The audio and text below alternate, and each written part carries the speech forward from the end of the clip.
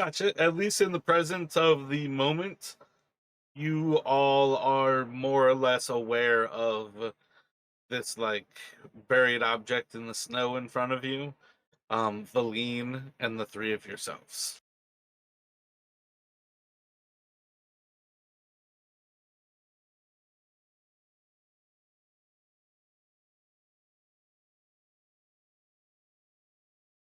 Anything to add from Rashad? Is Valixis good with that recap? Yeah, Alexis is good with that recap. She doesn't have anything to add.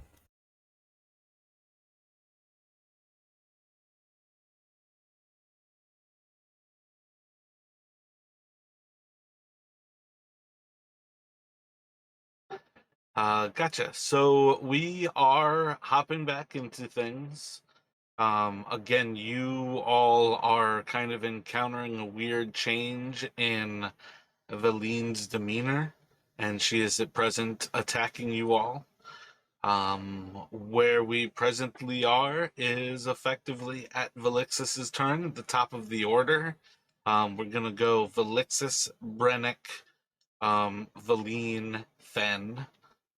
Um, and yeah, you've kind of like heard her kind of yelling out different things. She seems confused and she seems violent. Where are you going to go with this, Velixis? So Alexis just starts calling out to Vellynne, trying to get a hold of her, realizing that she's not really being herself right now. As she's kind of like putting her hands up and backing away slowly because she's not sure if she's about to get really violent or if she's just being controlled by someone else right now. So she's trying to reach out to her.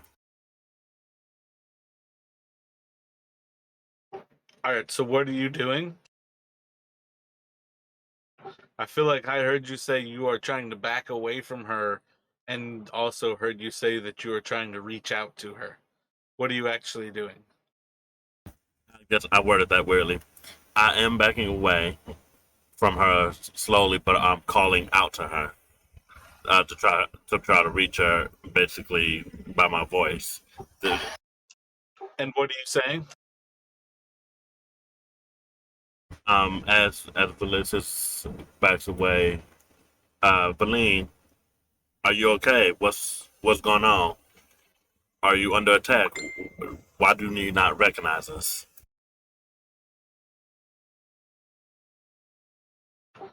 Make a persuasion check.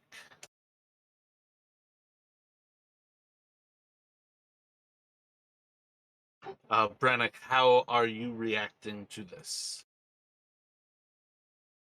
Yeah, so I think Brennick had already, he'd already tried to, yeah, he tried to like kind of similarly try to like persuade her, but doesn't seem to be having any. He is going to kind of not sure he can get through. He's going to go ahead and, not wanting to be pulverized by her, is going to cast a mirror image. He doesn't want to hurt her either. He's going to cast a mirror image on himself, and then he's going to move towards the if he can spot the orb that the hand had been holding. He's going to move towards that, hoping to retrieve it on when he can. This turn, obviously. Gotcha. I don't think there's any reason that you were terribly far from the orb. So if you're at very least just reaching out for it at present, you're probably a little bit more clear that there's like a frozen hand grasping the orb. But it is effectively just in front of you. Okay, I figured it would be like my action to pick it up, so that's why I didn't. Yeah. Yeah, I feel like there's varying levels of it depends how careful you are. But that will continue forward where you're going to see Velyne's demeanor kind of pause for a moment, looking to Velixis and kind of shakes her head and I get so confused. And it's going to go to Fen. What would you like to do?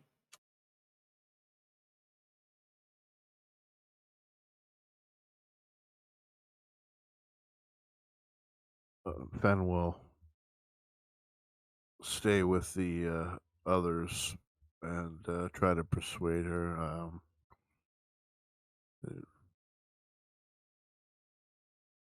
Thank Vellynne. It is Brannick, Felixus, and myself, Fen. We've been traveling together for a few weeks now. Don't you recognize us?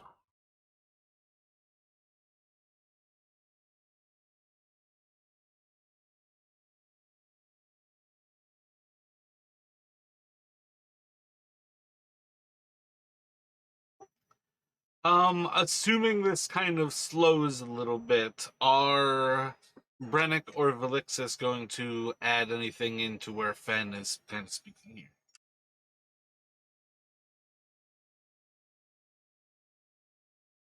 I think Brannick will probably not add anything at the moment, but he'll um, yeah, he's hoping they'll get through to her, but he's not going to add anything on himself. Yeah, but with that, Felix is kind of just gonna basically stay where she's at. Still got her hands up, like she's trying to guard herself, but she's not gonna add anything.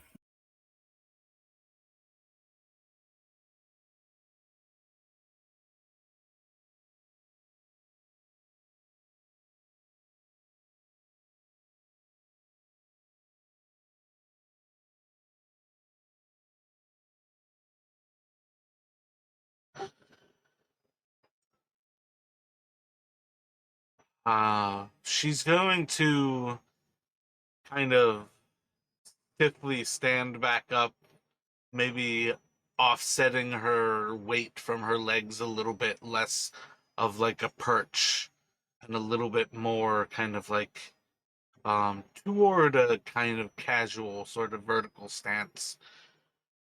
I My head is fuzzy. I'm sorry, Fen, Felixus, Brennick, my friends. I felt suddenly as if it were weeks ago before we had met each other, started traveling together.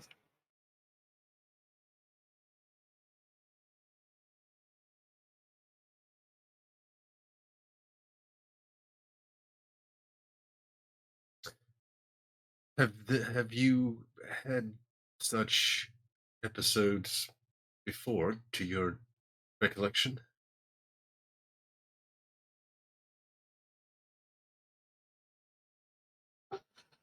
I don't think so. I don't remember ever feeling quite like this.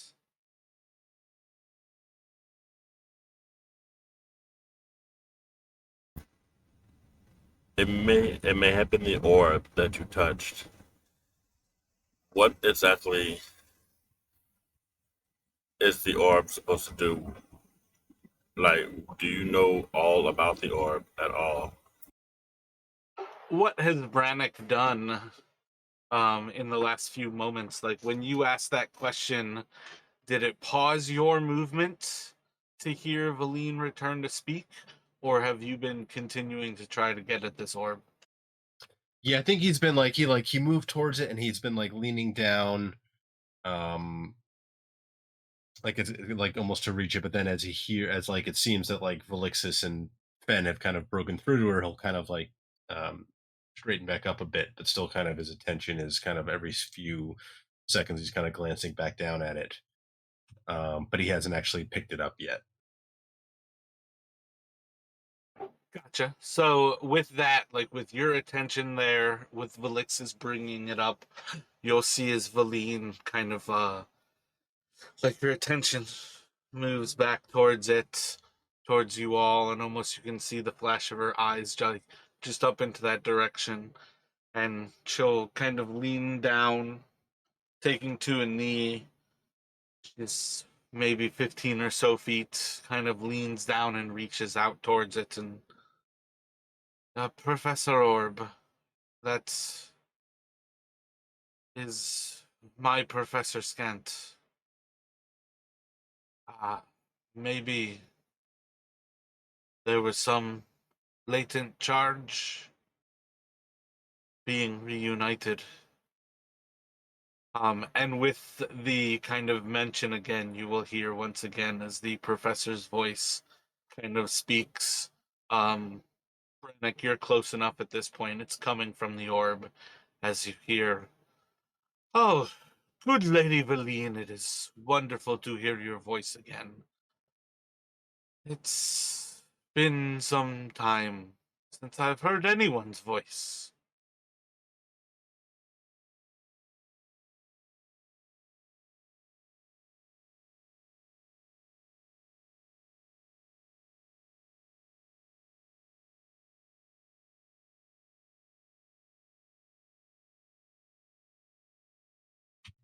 Professor Scant, was it uh yeah, Brannick is definitely kind of taken aback a little as he kind of realizes probably for the first time that the voice is actually coming from the orb in the chaos before he didn't put two and two together. Um he's gonna be like looking towards Vellynne and then back to the orb. Um how did you know how you came to be here, Professor?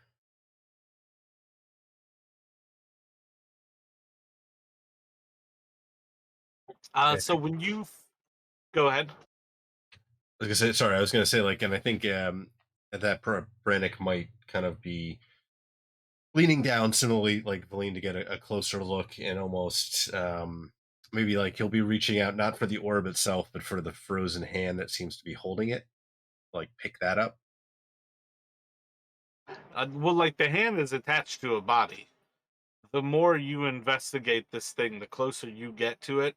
That whole like hump in the snow that would have initially grabbed attentions in the first place is the body of Ness. You guys are going to see that there is a frozen body that is just kind of reached out with Professor Scant is just beyond this. So just a little bit more effort kind of clears up that like this is a human who's holding onto this orb. When you say Professor Scott's name, you'll see as the orb kind of just two little silver dots almost seem to kind of like whirl towards you before you hear its kind of response with a kind of like curt little "at your service." And then as you continue on, like asking it like what its story is, how it got here, did you want the long or easier to hear with a human?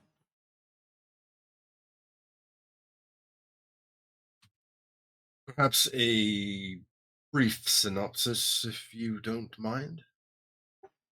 I was taken from my lady shortly after she had arrived here in Icewind Dale. And this one, Nass, has brought me to this island some months ago, maybe. It's hard to feel any sense of time without your kind inquiring.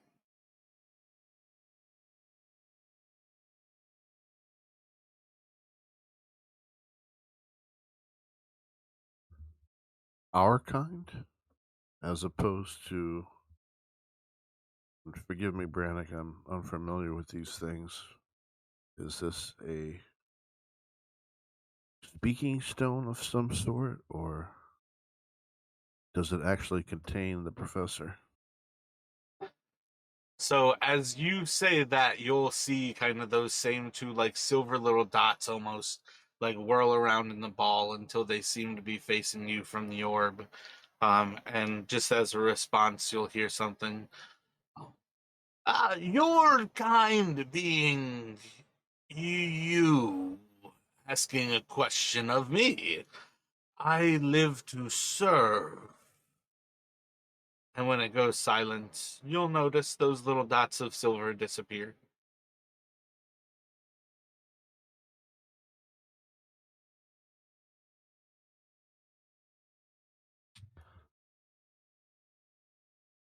Sorry, go ahead, Don. I'm just going to say it would appear that it contains his consciousness.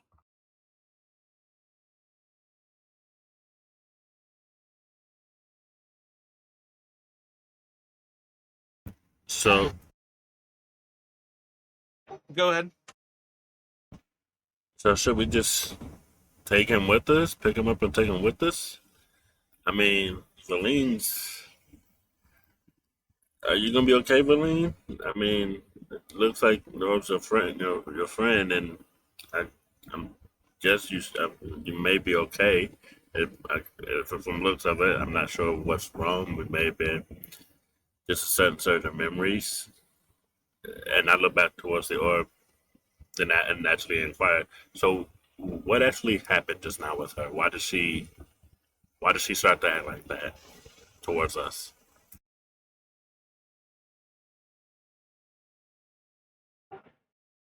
You're asking the orb what happened to her. You're asking Professor Scott.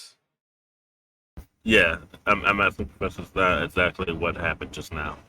And then what did you ask Vellynne? I asked Vellynne, is she going to be, is she going to be okay? Is she sure she's going to be all right? Gotcha. For what it is worth, if you can give me questions that are to a single NPC, that would be great. Your first response is going to be from Vellynne.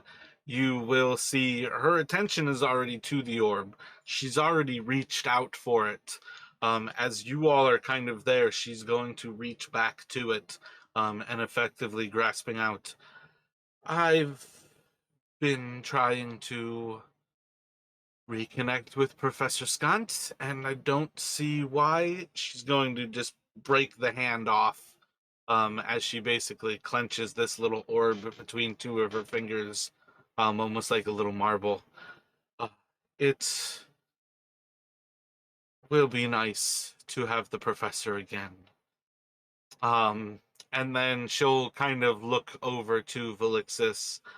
His expertise is in Yithrin, as well as more academia things for younger purples in the past. But at present, his highest skill will be getting us into Yithrin.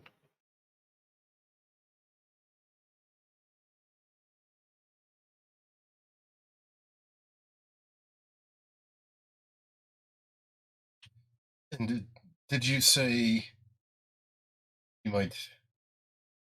Well, the professor, would he assist in finding the codicil you mentioned, codicil of white?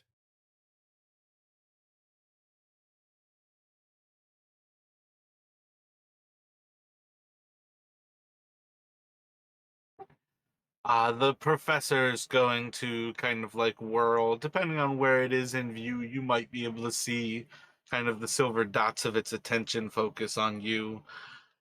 I'm afraid we were never able to find the codicil while we have been here. Nas didn't make it much past the sinking ship. It was the swim that got her.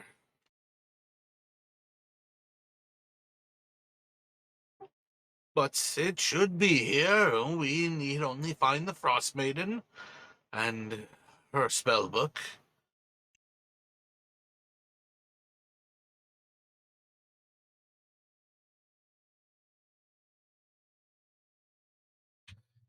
Well, I believe we may have found where she resides. We have not yet adventure inside. And Brannick will kind of, well, he'll rather than describe it yet, he'll wait and look towards the others. Vellynne's just gonna say, surely there was nothing else of importance other than retrieving the professor.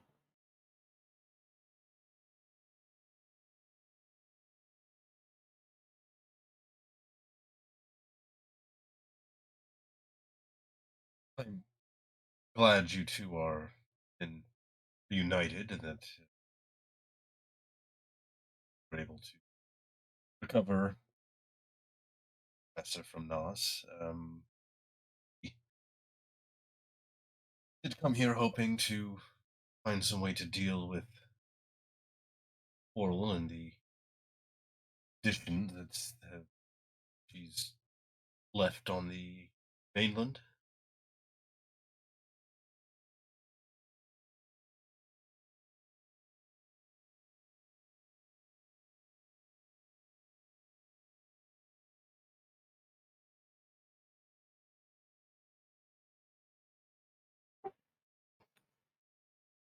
Um, she'll kind of look around, trying to situate herself inside of the snowstorm. You'll see as she takes a moment and kind of like points off kind of to the north, a little bit to the east, and then like corrects herself a little bit, and you see as she kind of points basically to the east. And Vellynne's is going to say, to the summit.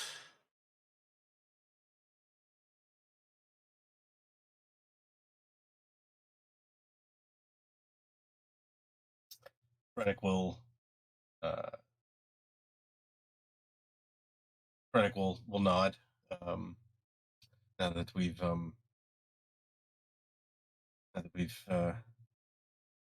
found your orb, I believe that's our next step. But he'll then kind of turn toward Felixis and Fen for see what their thoughts are.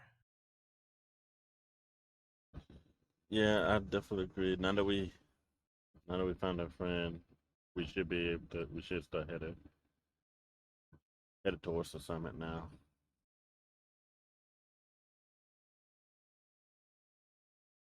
Yes, we came all this way looking for your friend and the Coda Seal.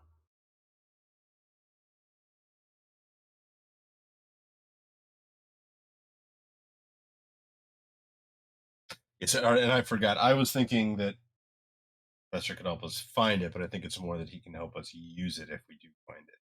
So I was confused a little bit, but I just back up my notes.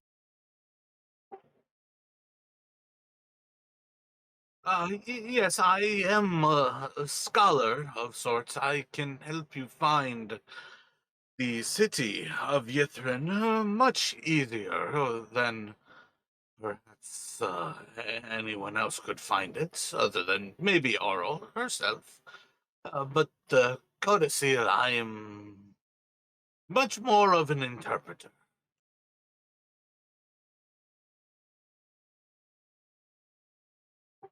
Vellynne will just kind of. He's useful to have. Everything I would have known has been taught to me from the professor. It is better to have him on the search for the Cotasil. Um, this way? And she'll kind of point off to the north. I agree, and yeah, we should definitely go ahead and start headed out. She said, acknowledging that she points towards the north. I'm not very fond of playing guessing games when it comes to trying to figure something out. If we could have someone with us that can help us interpret or translate, that is definitely a huge help.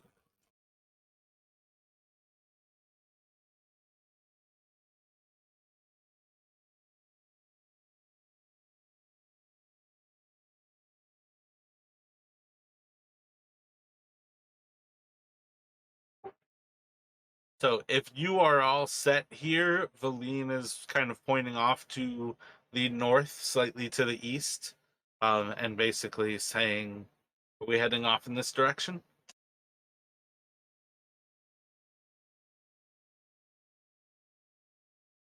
Let's say, Brannick, shall we continue on our previous search pattern? Well, now that we've found Nos, we could, I suppose, backtrack and go up the way summit that we already found, or we could see if perhaps there's another way up. Maybe quicker to try to move across east from here,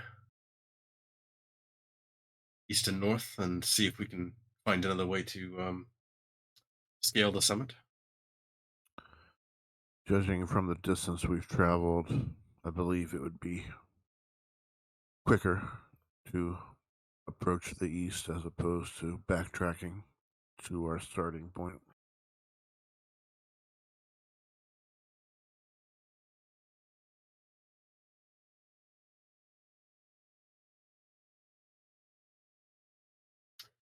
Then with that, Brennan will kind of look towards Vellynne and kind of nod and gesture off in the same kind of northeasterly direction, and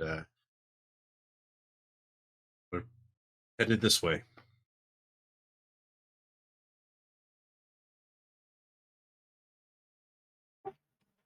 She's just going to start marching off into that direction and start leading the way. Is anyone going to follow? Anyone assisting Vellynne as she starts leading the path? Felix is going to start following close behind Vellynne.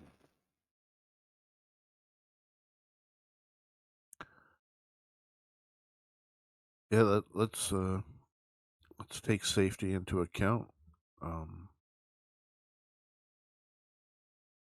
We should travel together for safety, of course.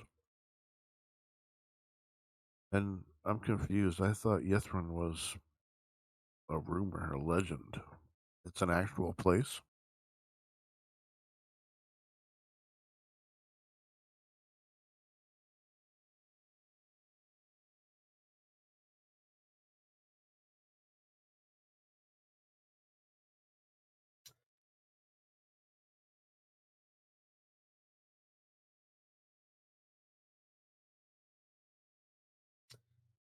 So this is maybe me misremembering, but is Yithrin the name of uh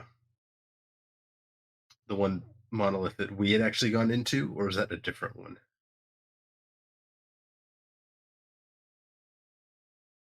Where we met like Dazan and all that.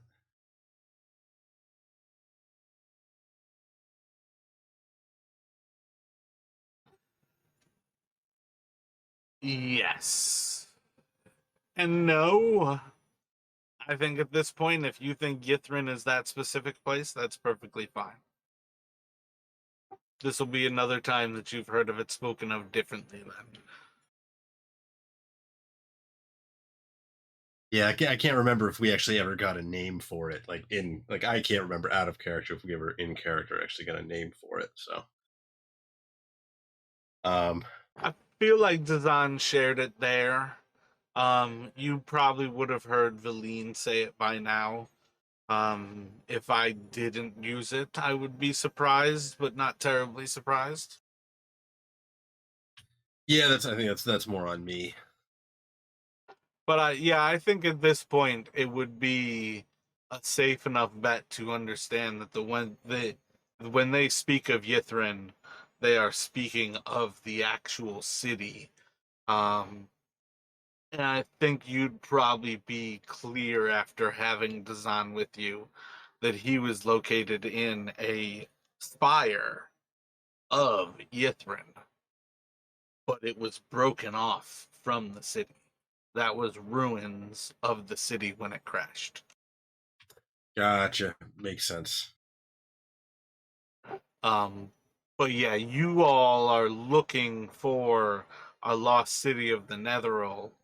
Um, and yeah, that might just be on my bad if you've not actually heard Vellynne share that name.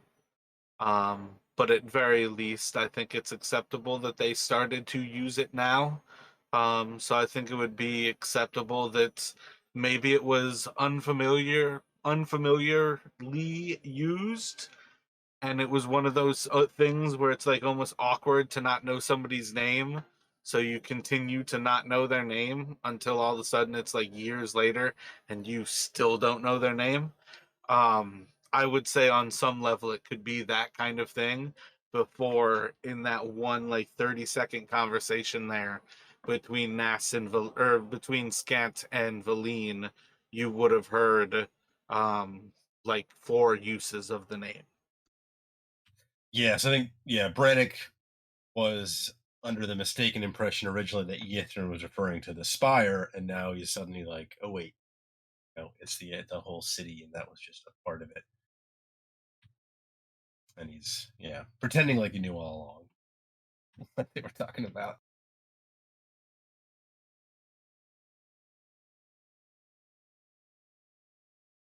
Regardless, let's stick together for safety and continue on.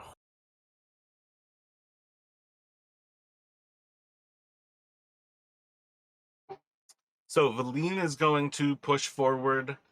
She's going to kind of reach out one of her hands, and you see as she does a little bit of a manipulation before there's just like a slightly glowing orb that's just in front of her as she starts to walk forward into the snow here and kind of treks forward into that general direction. Um, is everybody following her at this point? Yeah, Brannick's sticking close, like Ben suggested. Yeah. Yep. Gotcha. So she's going to lead for some time like this, before eventually you all are going to start to come across a point where you notice her walking in between 2 different things that are probably about like just at the edge of your vision. Perhaps she can't even see them with how much higher she is off the ground, but you'll notice that there's 2 just like glass glazed blue statues kind of in either direction. Moving closer to one, you might see that it seems like humanoid. Moving closer to the other, it seems like it's like a polar bear. Doesn't seem to be a whole lot. Do you want to move closer to grab her attention? Um, Stop and investigate something? Like, what kind of thoughts do you have as you all basically watch Vellynne walk accidentally between 2 of these structures or statues?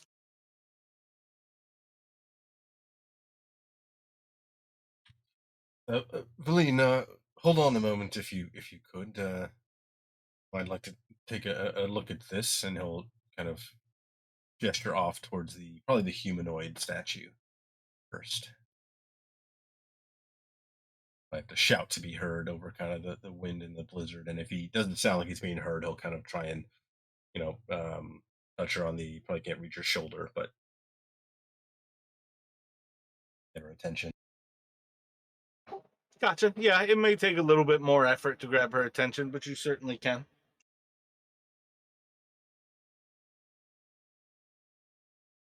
Yeah, Barnick wants to get a closer look, see if these are like the other statues we found or something else.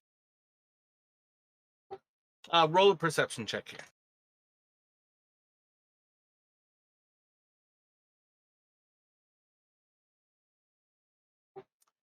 Yeah, I think looking it over, this is going to resemble kind of the clear blue, like glacial kind of structures. This seems to be another humanoid who seems to be kind of traveling with a spear and a shield. Everything appears to be just perfectly clear blue ice, very realistic. Doesn't really show much signs of how it was crafted. It looks so perfect. Oh man, goodness gracious! I wish I had these kind of crafting skills. How much money how much gold we could make if we had crafting skills like this, and we could just sell this to people?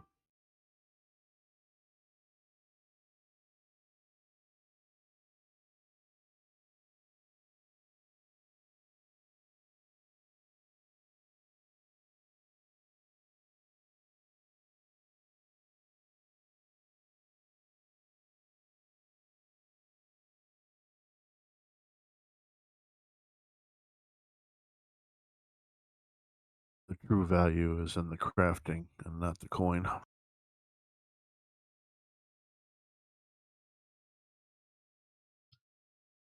Might be a somewhat limited market. I imagine you get too far south and they'd start to be a little bit too impermanent. But I agree they are remarkably skillfully done. Reminds me in some way of the statues that Schwingers made those months ago.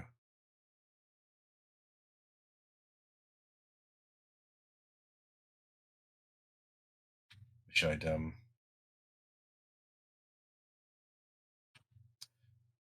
sorry, never mind.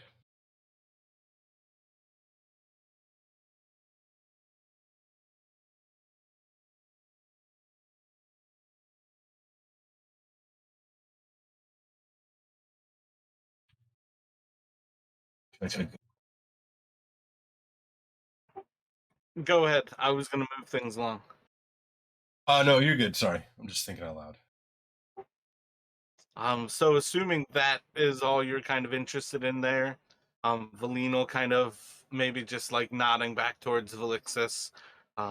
Perhaps in Waterdeep they would fetch quite a bit of money at the right festivals. You could retire on such things if that were what made you happy. But she's going to kind of just usher everybody forward with, are we good to continue? Oh yes, most definitely. I apologize. Definitely should have continued on.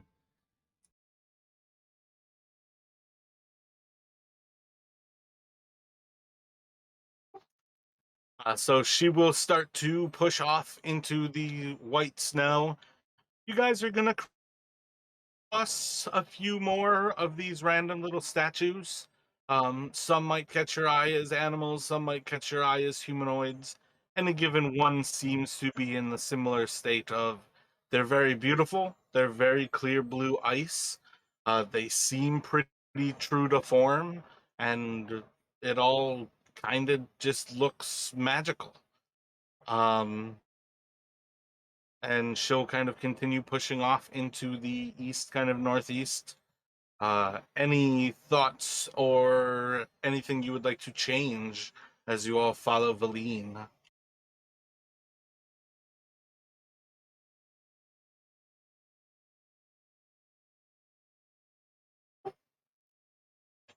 I think Brennick's a little worried about, they still don't know exactly what happened with her memory thing.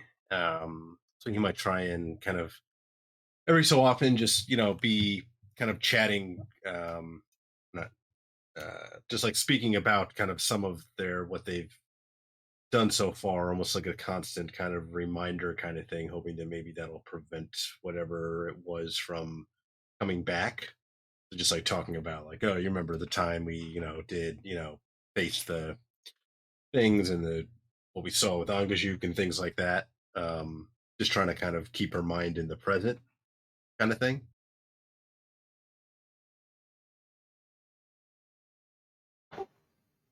Gotcha.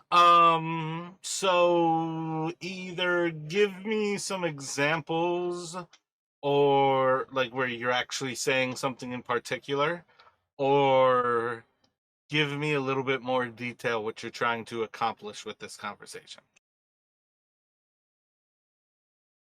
Do you want to ask particular questions, or do you want to just tell me like the direction you're going with it?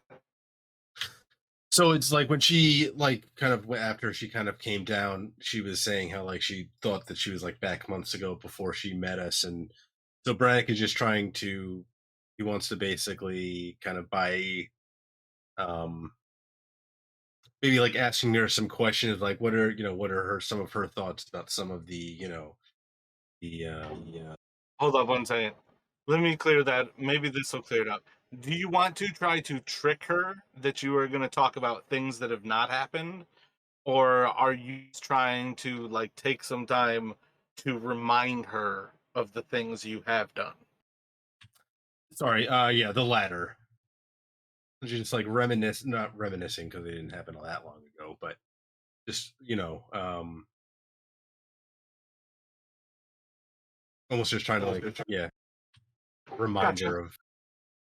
Let me get a history check from you.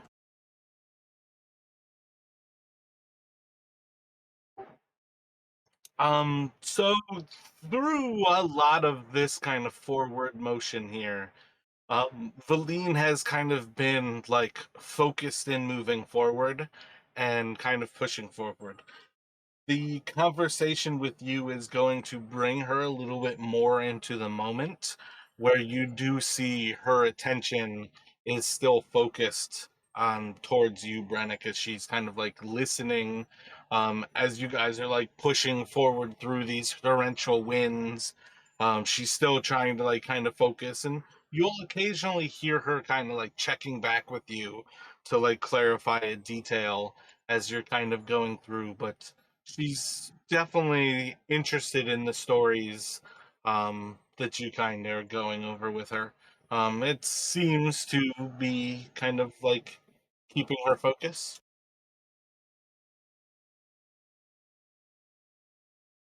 Yeah, and he's also thinking like, if we're kind of keeping up a conversation, maybe it'll give it, if something starts to happen again, maybe we'll have a little more forewarning, like if all of a sudden she stops responding or something like that. So he's just trying to kind of, yeah, keep up a steady stream of this as they're moving.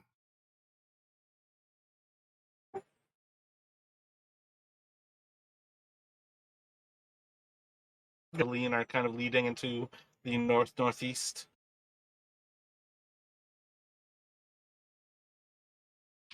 Sorry, I didn't catch the first half of that.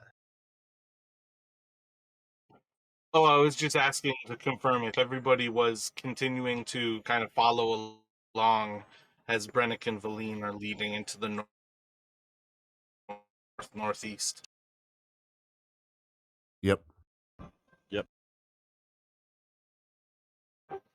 Gotcha. A little bit down the line here, you all are going to come across a massive blue ice cliff ahead of you.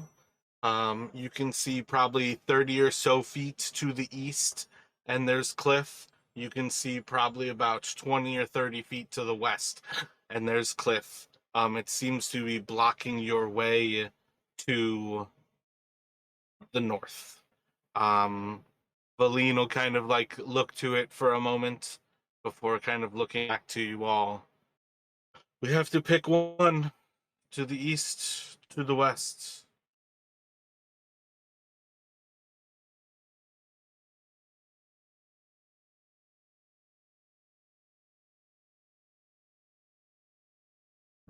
Say west.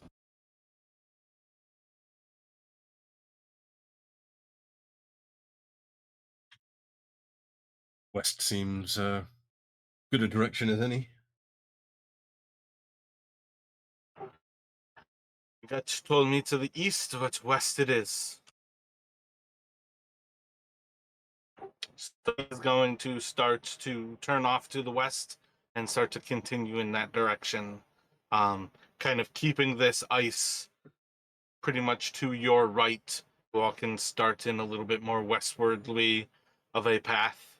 Won't be too long before it starts to head a little bit more northerly, and you can kind of follow it along. Before eventually you can kind of feel with the winds that you've like curved around to the north side of this, and the winds are continuing from that like open northeasterly direction. And that kind of gives probably the first hint, and probably those with survival skill, which is just Fen, would sense that pretty quickly that you're back to like the natural northeasterly wind, and you guys have kind of like walked around the like north western side, so you're like facing the wind again. And you still now have that like wall of ice to your right.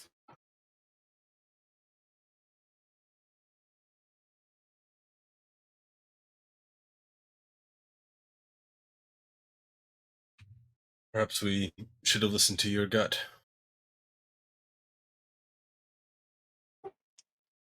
At some point, a little bit of frustration. Vellynne is going to kind of like, with this thing still to her right, with almost the natural winds to her back, she's going to back to. None of us were right. This is not the mountain. And just like looking around you all, you're just in blizzard conditions. You can't really see anything beyond snow. What sort of thoughts do you all have as you've kind of cornered this like wall of ice that goes nowhere?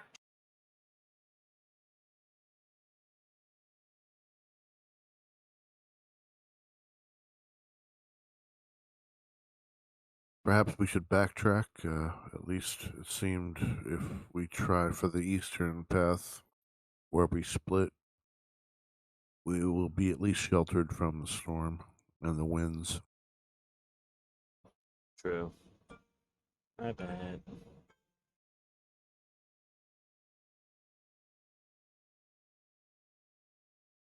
Clarify for me what you were meaning there, where you split.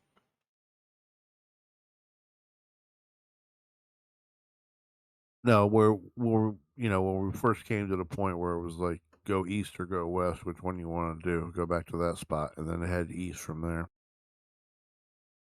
Oh, okay, I got you. What I was kind of trying to tell you is you guys basically did loop around that. Um, that it was a trick question because you basically walked into this structure. Going west ended up being like going like this.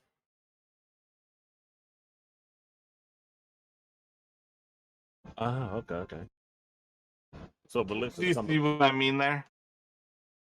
I do, I do. So Gotcha. Felix kind of looks at the top to see, and while looking, you know, we could try climbing to the top and see if there's anything up there.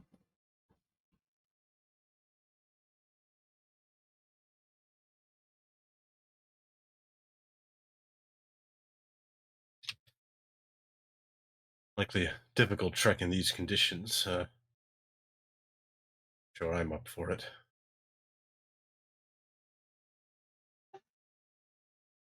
We cannot see in these conditions. What would you hope to see up higher? Oh, no, no, no. I'm not trying to look out over the land. I want to see if there's anything at the top because we circled around this chunk of ice and ended up on the other side. So, I mean, unless we're gonna head back down south or in a different direction entirely, it wouldn't hurt to climb to the top to see if there's any structures at the top of this large wall of ice.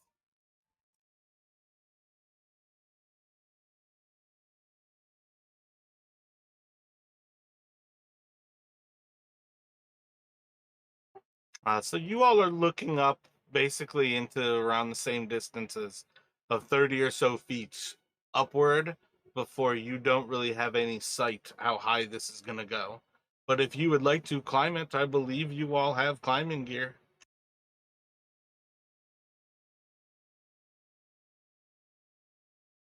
And so Felix pulls out her climbing gear and sets it up and connecting the parts to her waist while hooking pieces of it into the ice at the bottom.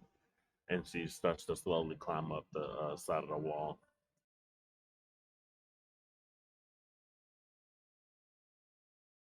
Before you get too far, Valixis, Fenn's gonna turn to Vellynne and ask her. Previously, you were following our plan for exploration. Since being reunited with the professor, you seem to be more purposeful in your search. Is there any knowledge that you have, or could you clarify this change in demeanor? I think she's just going to kind of looking to you, then looking back towards Brennick. I'm very sorry. I didn't remember that we had a method for how we were searching. I thought when I asked we were going to the northeast, so I led. I My apologies, then. And she'll kind of like bow her head a little. No apologies are necessary. It just seems that a change had come over you, and I am wondering if there is any knowledge or information that goes along with that change. In a blizzard, one way is as good as another. No, sadly, I thought if I moved around counter to the clocks, we would be able to find our way to however ascends these mountains.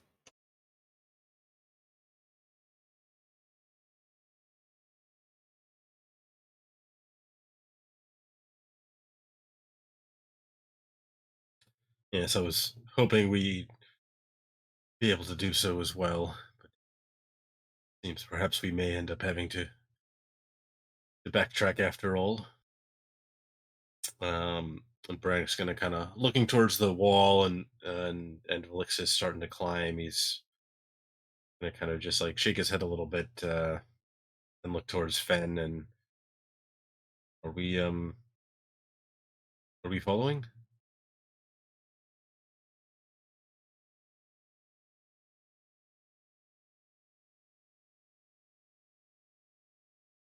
Well, I guess that depends on what our goal is.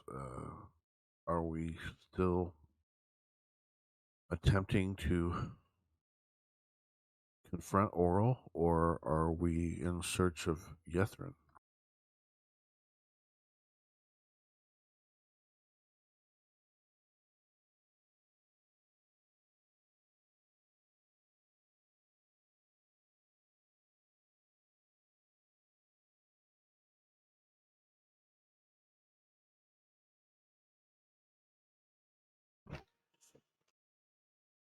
Go ahead. Um, we could probably we we could go look for you.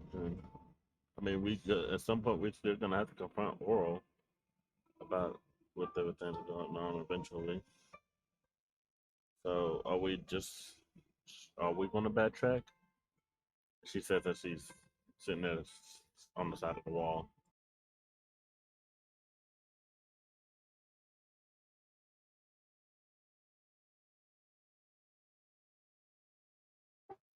Ythrin is filled with treasures beyond imagination.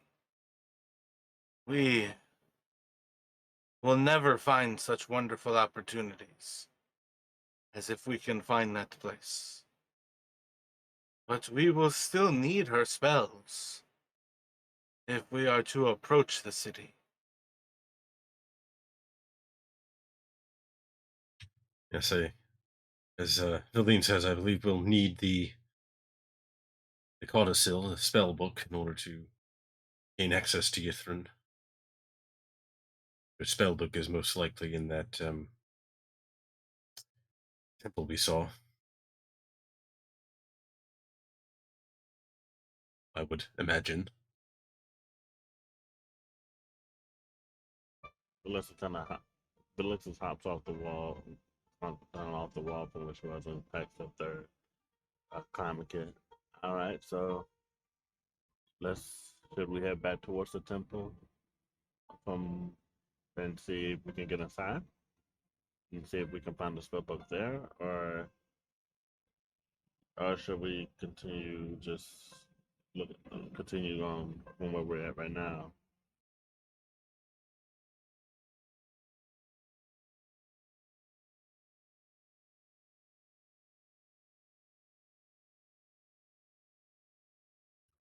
Well, if we were on an island, a methodical search of the coastline would be a beginning to understand the lay of the land.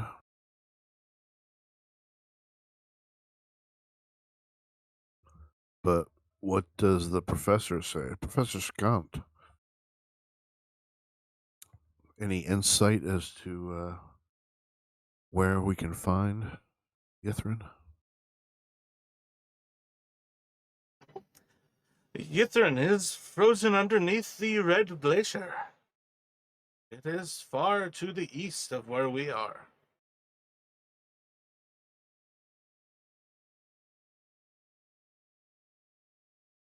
All right. Looks like we have a direction for which way we should go. I think we need to go back to the temple first to find the spell book before we start thinking about going to Yithrin. We've already found the temple. We just need to get back there, right? When you say temple, what are you thinking? The skull? Sorry, yeah, that's up on the skull, yeah.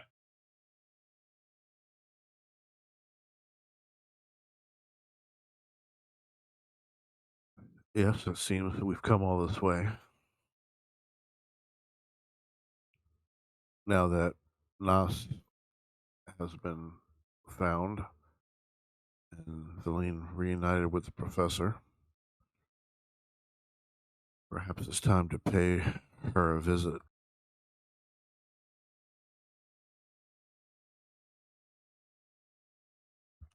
I for one, am interested in what she has to say.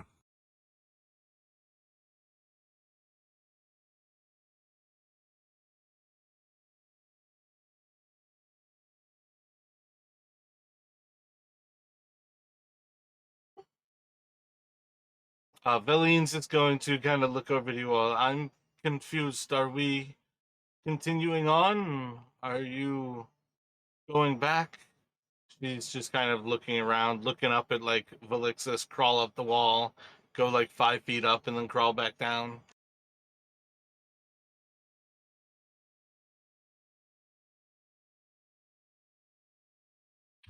Seems our progress this way seems to be blocked. May need to backtrack back south, back around the on the cliffs to the approach that we did find. Perhaps that's the only one there is. I want to clarify to make sure that you don't think it is. Like, your progress is not blocked. Like, the ice you guys found is like a pinnacle of ice that you've now walked around. Was that just a way of saying it, Justin? Oh, okay. I thought it kind of went from like I was yeah. So I guess we can essentially go around it. Yeah, exactly. I wanted to make sure that you guys recognize, like, this is not a wall of ice in front of you. You've now walked all the way around the ice, and that's the realization that it never mattered. You could have gone east, you could have gone west. You were going to walk in a circle pretty much regardless.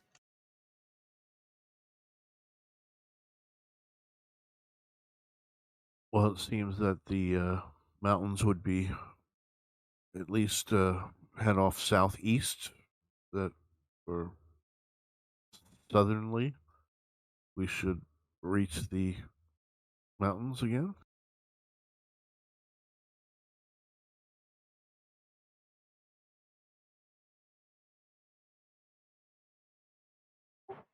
Vellynne will kind of point in that same direction. Does everyone agree?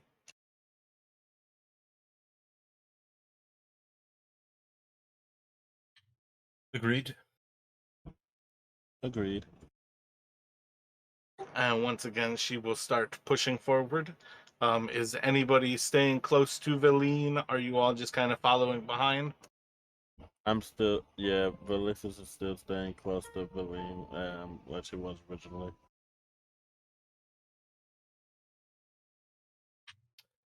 Brannick is staying close as well.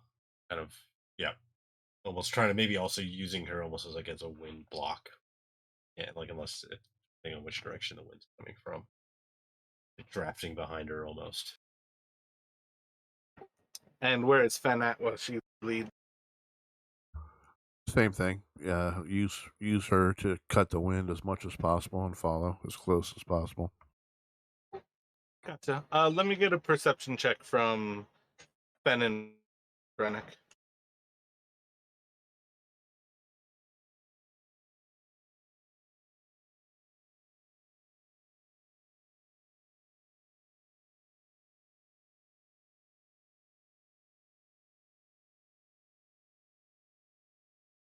While you all are walking behind her, Fen, you're going to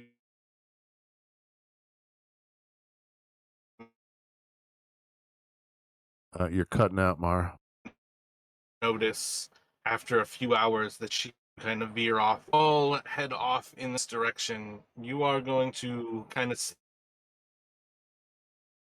after a couple hours moving to the blizzard, the Vellynne is starting to move off in the wrong direction. And you're gonna kind of pick up around the same time that you all see a shoreline for the first time.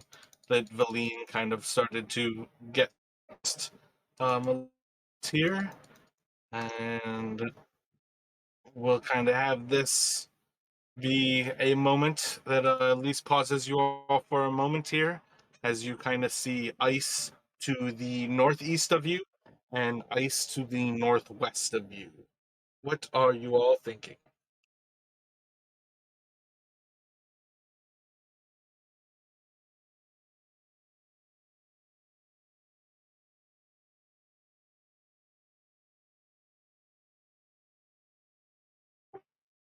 Do you want to stop her? Do you want to try to help her get back on course? Do you want to switch back over to keeping the coastline in, or are you going to let her just kind of bumble forward? What are you thinking? Vellynne, Vellynne, do you do you realize where we're going? Where you're headed right now? We had said to the southeast. I was heading southeast. Um, sure, we started head. You started headed back northeast a little bit.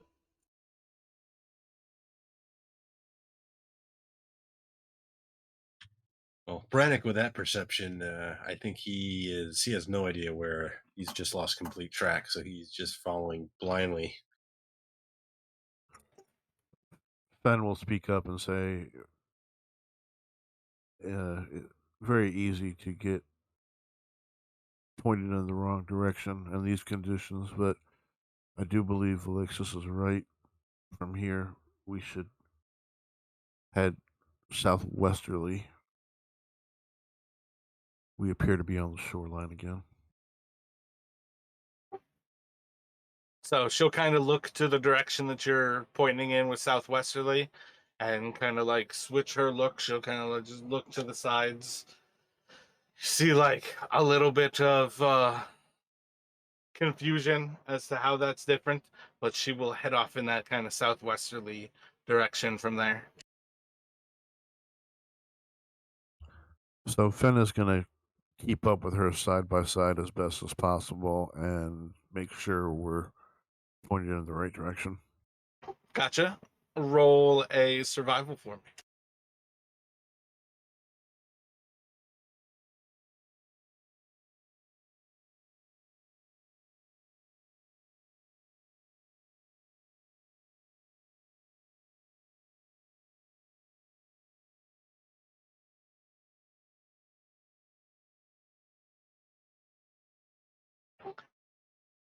So, after some hours of travel, you are going to come across a point where you have ice to the east, ice to the west, and just a wall of ice straight ahead of you. What sort of thought, straight ahead to the south of you? What sort of thoughts do you have as you reach this wall of ice?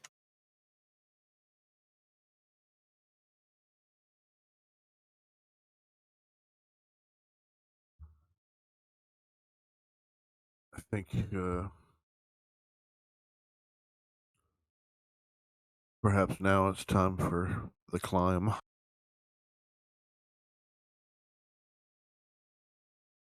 Could we not keep trying to get back to the path we used before? We're not too far from there, so if we keep the ice wall to our right and skirt, we should come upon it.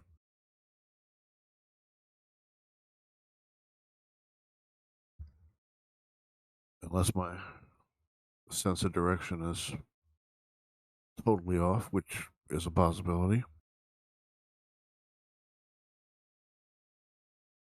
Well, I'll follow your lead. So we'd like to come to the ice wall, keep it on our right, and then head east and try to get back to the spot where we first came in and climbed up to the Skull Temple.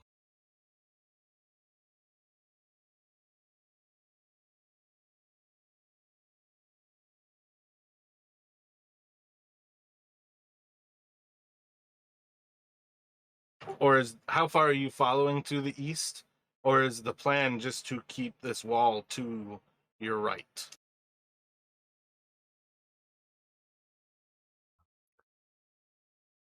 Well, I'm not sure how good Fenn's internal map is, but from what he can recall, it wasn't too much further east than where we are now.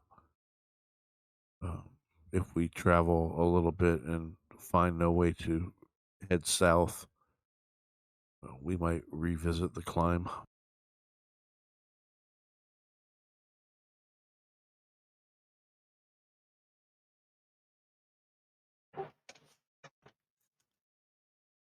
I still don't quite understand what you're trying to do. Do you want to walk from where you are directly to where you think something is? Or are you going to try to do something methodical in between? If you guys are going to try to walk to where you think something is in the blizzard, there's a lot of chances for stuff to go wrong.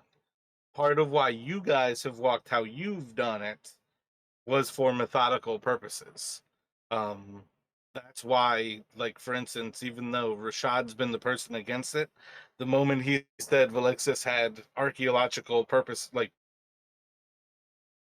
background, like, surveying stuff in a methodical is how you find stuff.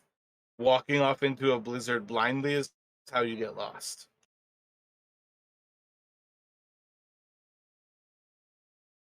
So then Fenn will recommend that we return to our previous methodology as much as Vellynne seems to be compelled to now all of a sudden take the lead.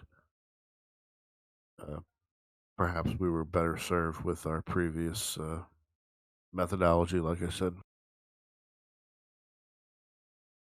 So what do you want to do? What if from here we essentially just try and follow the wall, like follow it to the east, and then if it starts curving, we try to, essentially get around it, you know, just follow along its edge. Um, So that would be keeping it to your right. Yeah. So that'll be the new methodology, is keeping the wall to your right. Yeah, we're just keeping the wall to our right as we follow it back around.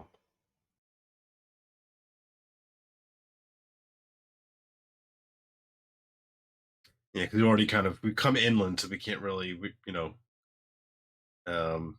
need something to use as a kind of reference point. So we try to use this wall as that, and just follow along its edge, keeping it to the right.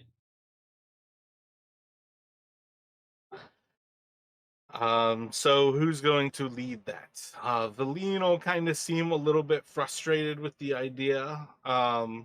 But you'll see, like, she kind of falls back in line, but she just doesn't feel like she's meant to kind of lead. Gets a little bit quiet, perhaps. A little bit like bratty.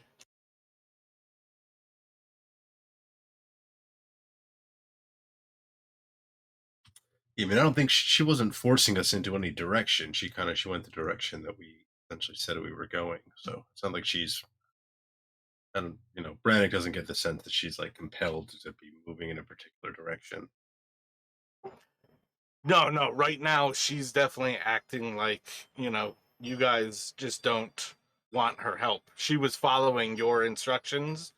Like, her demeanor is kind of that weird little, like, fine, if you don't want my help, you don't have it then. I'll follow you.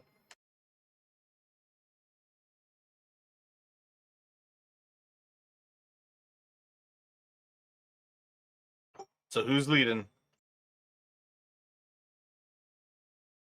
But let's just kind of look towards Finn. Uh, would you like to take the lead so we can follow this around? Your survival skills are a little better than mine.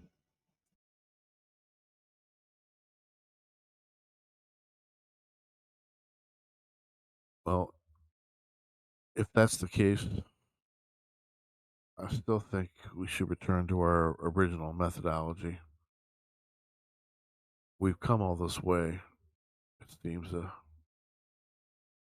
shame not to explore the island fully.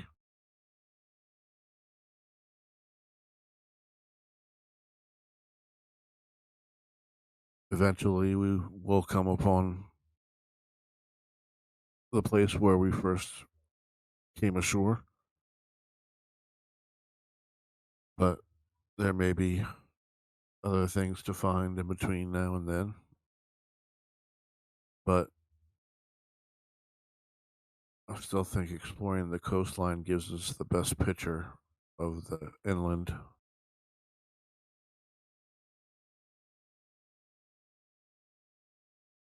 We could follow the wall and it goes straight east, overshooting.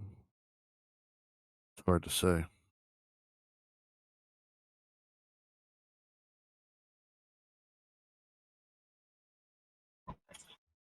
One thing we know for sure, if the island has a definitive coastline.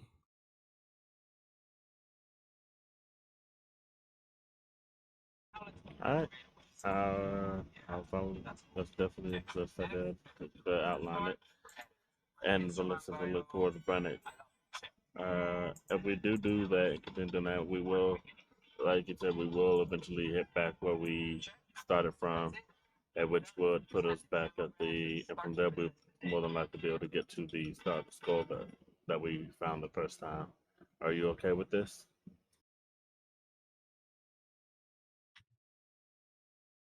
Yes, if you think it's best to try and get back to the coastline and just continue following it to its full circumference, that's I have no objection.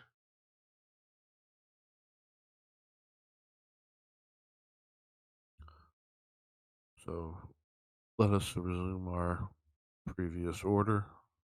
I'll take the lead. Brannick, Alexis, and Vellynne, if you would be as kind to bring up the rear again.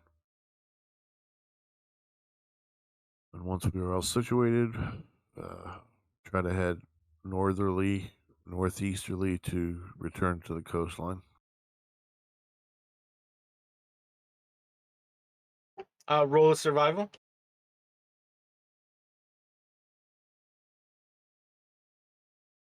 It's a little difficulty. You can kind of return to that last point where Vellynne had the coast.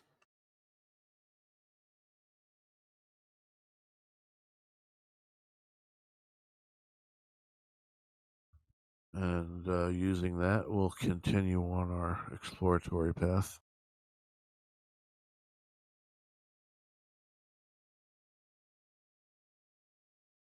What direction would you like to go in? You again have icy waters to the northeast of you, icy waters to the northwest of you, and then ice all around you. Follow the coastline east, so the water is on our left.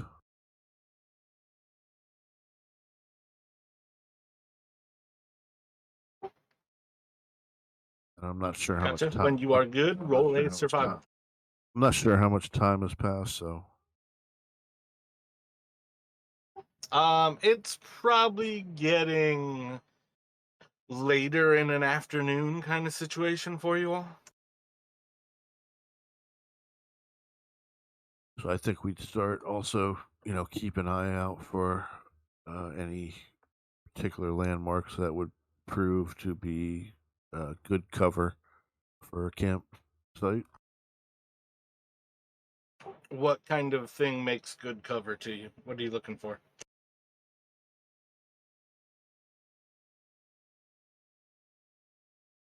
Uh, it could be another ice spire that's coming off the ground. I mean, it would depend on what we came across.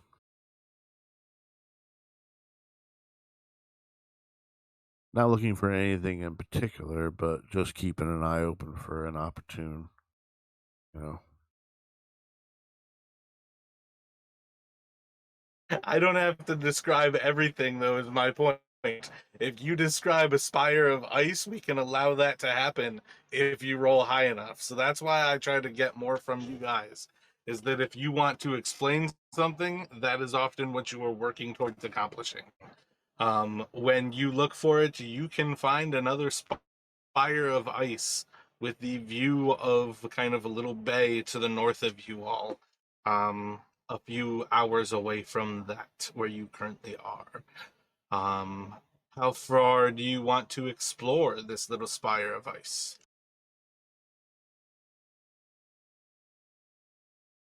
Mainly looking for, something to cut the wind off.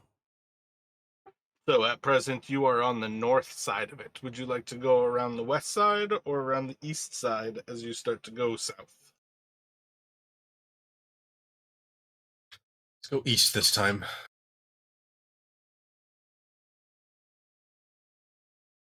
Why not?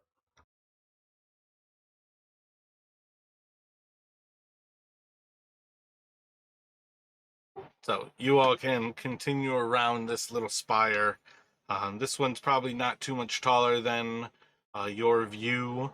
Probably stands at about 40 to 60 feet high. Still a pretty massive chunk of ice.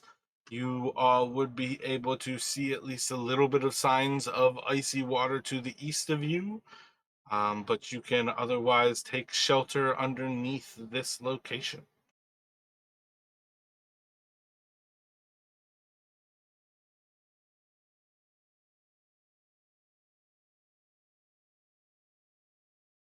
Once we've tried to pick out a spot, Practical see if he can get a torch going. We'll want some light during camp.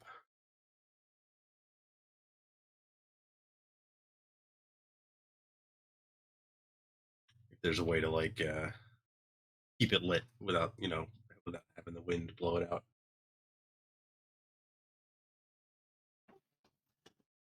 Yeah, more or less that would be a simple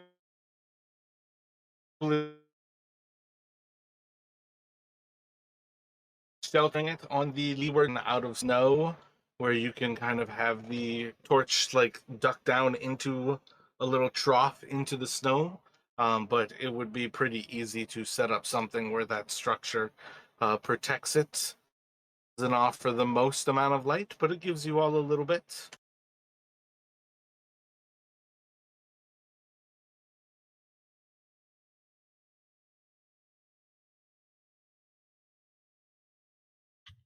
And I can take the first watch if you'd like. I'll take the second one.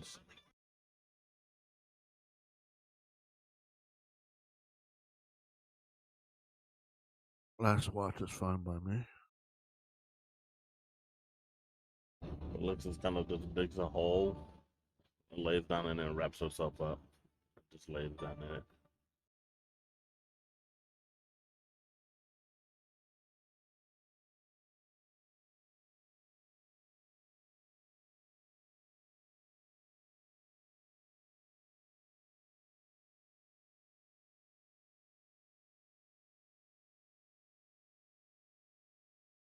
Oh, we had Brannick on first watch. Yes. Let me get a perception check from you, sir. And Brannick is more or less staying put. He's not really doing like a patrol or anything like that. He's staying close by the porch and trying to stay out of the wind.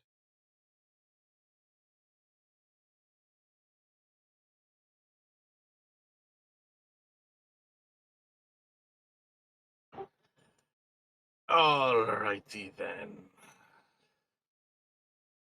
Let me have you all place yourselves.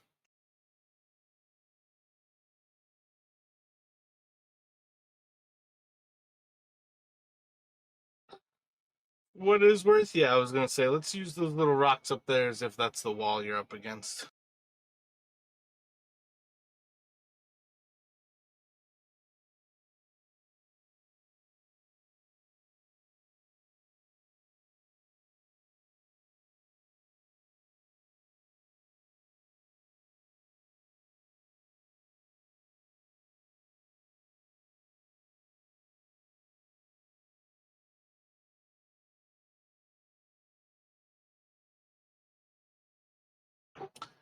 Please roll for initiative.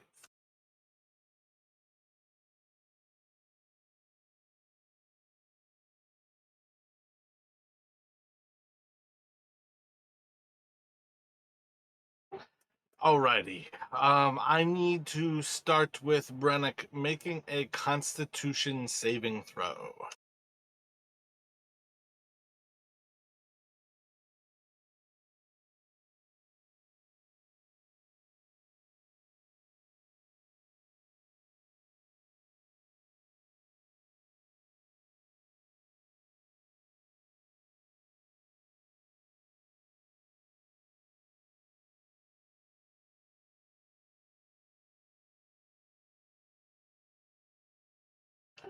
Alrighty. So, Brannick, as you're kind of hanging out on this watch, just kind of listening to the roar of the wind around you, seeing the snow kind of twisting about, you keep your attention focused forward and keep up on your watch, but it definitely is kind of like the monotonous droning on of the wind that kind of lulls you out until in kind of a moment you're going to just kind of like be looking out into the snow before you just see a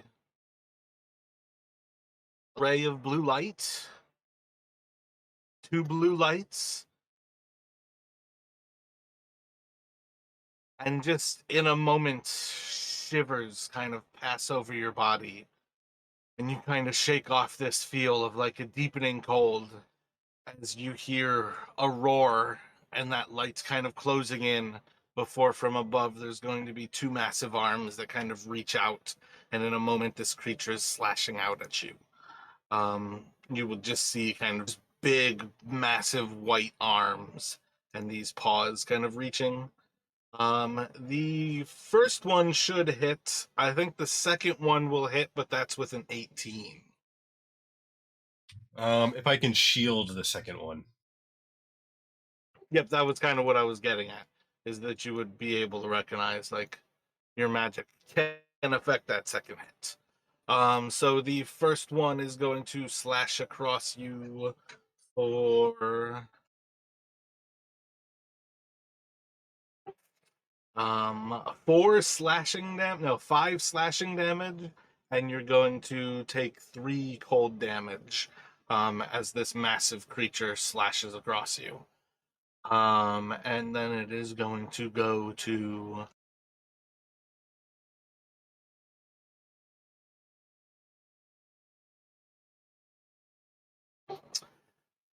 I think another creature is going to hurl a massive amount of like snow and ice at you all. Let me have a dexterity throw from Brennick. Dexterity throw, my apologies.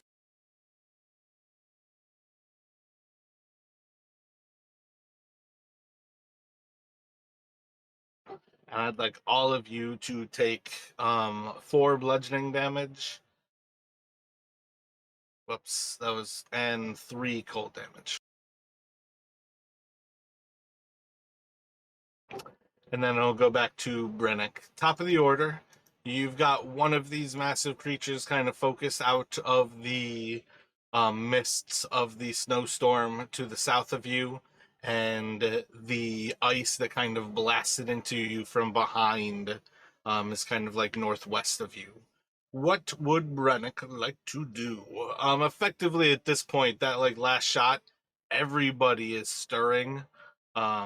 So you already kind of will sense very quickly that they're waking up. But you can still yell to them to give them more information. Yeah, Brannick will be shouting, up, up, we're under attack. And he's going to, this thing kind of bearing down on him, flashing out at him. He's going to throw out his hands, and fire is going to shoot out of his fingertips as he casts Burning Hands at the creature right next to him, right on him. He'll cast it at 2nd level.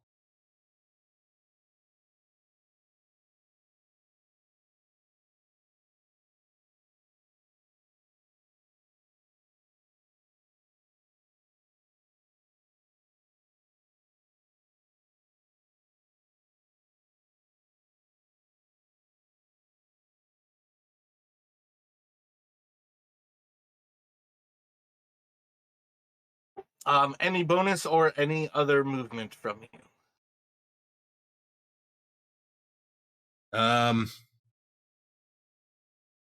He wants to get away, but he kind of spent himself with that, so not for now. He's going to. It will go to Velixis, prone on the ground. You just kind of got blasted by snow and ice. What are you thinking? She's the first one to be like, ow, that hurt. And she's kind of upset that she got woke up by her sleep again, and she just and she looks around for what attacked her, and she fires a fireball at it, at a level 3 fireball at it.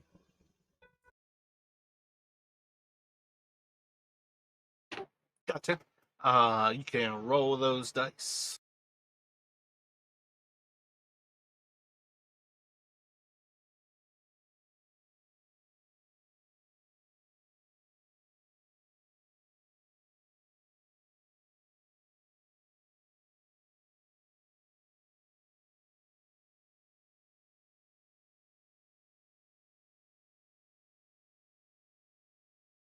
That was a level 3 fireball. Wait, you said level 3 fireball? All right, that's just the first. Never mind. I got distracted there. I was thinking 5th level spell.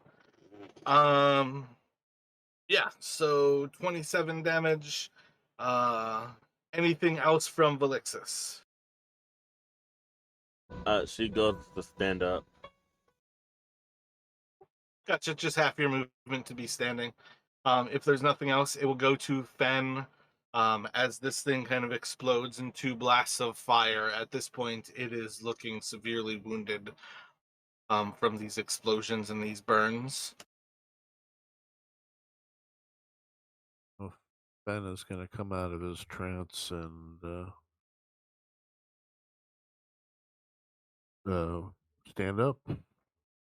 Free action, draw a sword. I'm going to move next to Brannick and attack.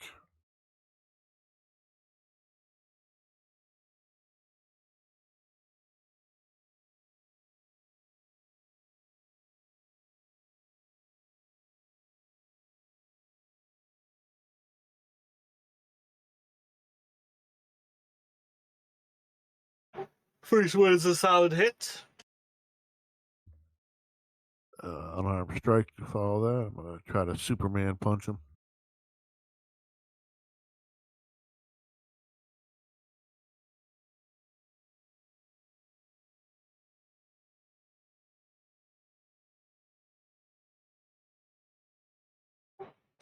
Solid punch into the creatures. You kind of like can sort of like leaping into the air, make some of the vertical ground to get a face hit. And then I'm going to follow it up with spending one key to flurry of blows. I'll come up with a snap kick to the jaw, and then a roundhouse.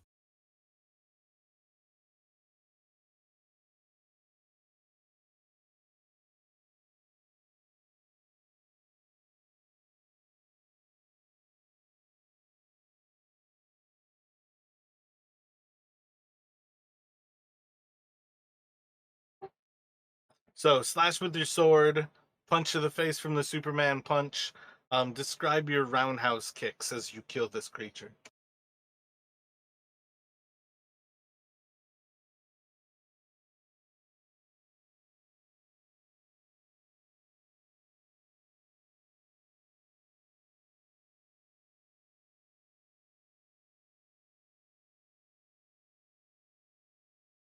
Did that come through and ask to describe your crit? Yeah, you didn't hear me? I did not. It said, so he did a snap kick to the jaw, and then when that came down, he crouched slightly, leapt up into the air like a spinning top, and the roundhouse came and connected with the side of his face. Jumps back down, turns to Brannick and be like, "We just could never seem to get a good night's sleep."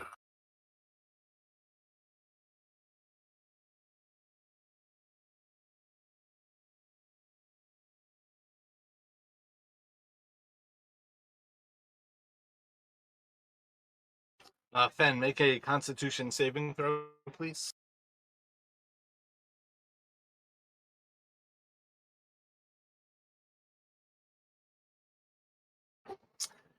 As you're kind of coming down from attacking this creature and looking off to the others, you're going to see two blue lights in the distance off to the northwest of you. As your eyes kind of like get lost in this light for a moment, you feel a shudder of cold as you kind of just pass through your body. Before you see as the snows kind of part, you hear a roar from this creature that stands about 10 or so feet tall, and it is going to slash across at you with its claws. First one's gonna miss, second one's going to miss as this creature kind of goes into your camp. What are you going to do, Brannick? So Brannick is going to kind of, as the thing is falling from Fenn's flurry, and Jesse's going to like respond to Fen. This other creature comes like, charging out, and Brannick is going to kind of back up hastily, kind of stepping over the fallen one, and he's just going to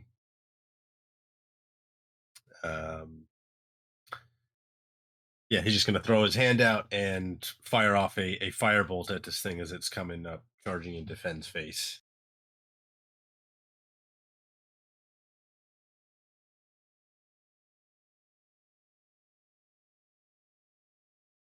And he'd be like, yeah, Fen, if we didn't have bad luck, we'd have no luck at all. But not as nonchalant as that, because he's obviously kind of taken aback by the sudden appearance of the second creature here right in front of him. And to Valixis, what would you like to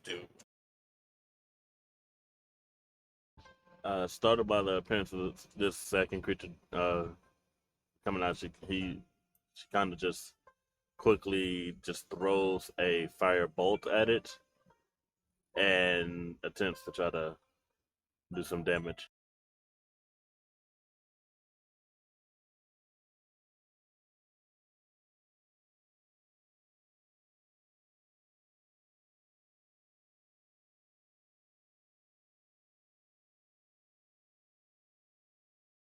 And what would Fen like to do?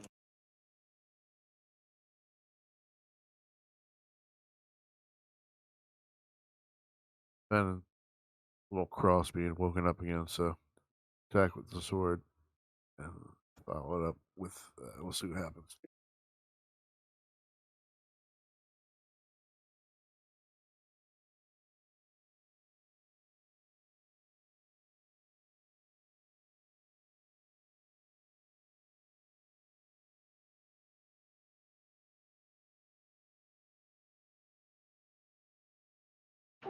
First cut's a solid slash.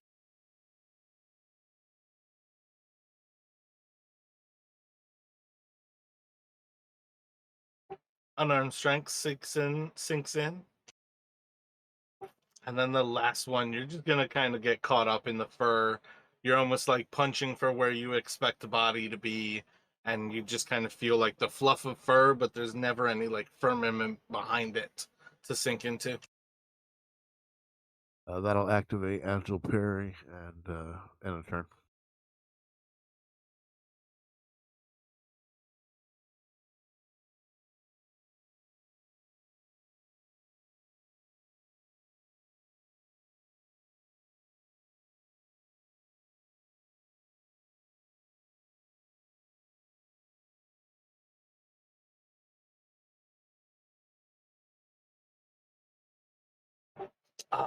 It is going to move off towards Brennick. As it glares out, you all are going to see as its eyes like flame blue with this light that just becomes blinding from it, before it kind of claws out towards Brennick.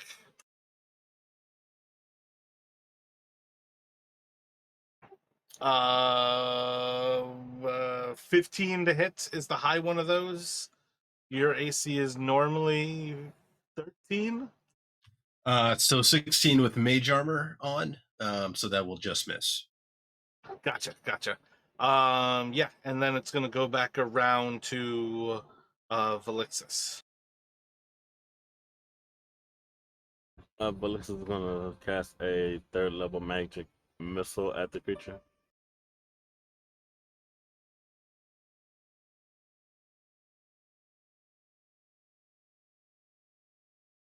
Oh, would it actually be Brennick's turn at that point?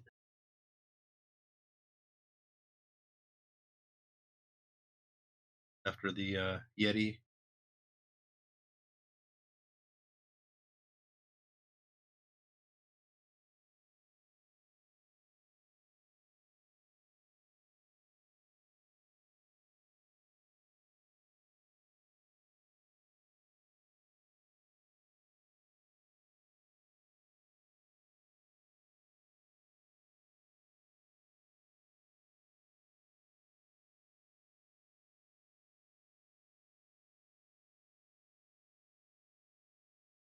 I don't know what I was clicked in that it wasn't working, but what would Brennick like to do? I was incorrect. For Brennick, seeing this thing kind of come charging after him, and like it slashes at him the first time, and the thing almost seems to rend into its flesh, but it's like the last moment the armor stops it. He's going to kind of clap, kind of just clap its hands together, and you'll see like him suddenly dissipate, kind of in like a puff of smoke that gets blown by the wind as he misty steps off to the other side, and then throws out a firebolt from this direction at the creature that was just in front of him.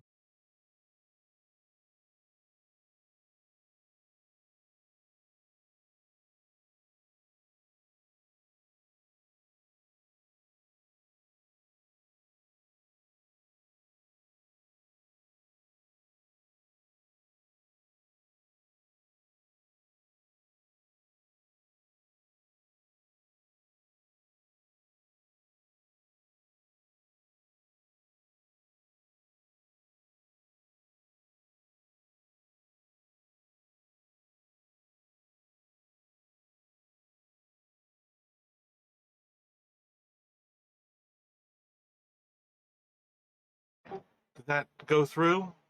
Are you still rolling the magic missile? Did you roll all of them? I think you're missing one.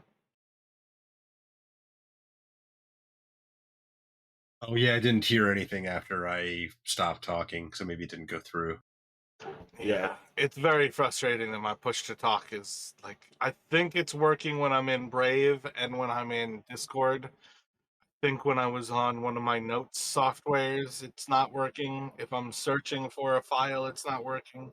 It's very frustrating. I'll have to figure out during the week. But Rashad, are you still doing the third level magic missile? Yes, yeah. I You think said I you was are missing one. one missile short of having rolled it.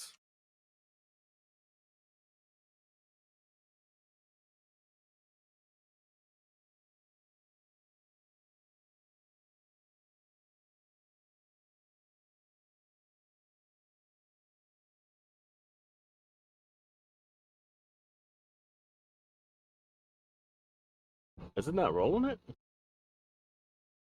C4, but I think it's you get 5 missiles at 3rd level.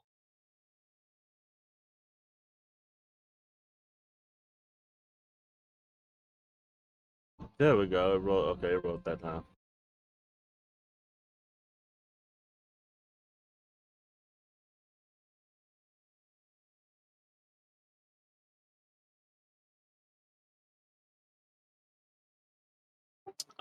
And with that, as the missiles slam into this creature, it is going to sink down into the snow beneath your feet. And you guys have these two corpses kind of one on top of the other. Valixis kind of goes over and examines them, noticing the horns. She turns. She turns to Finn. Hey, do you think you can cut these like right at the base of the horns, so I can get the horns off of them?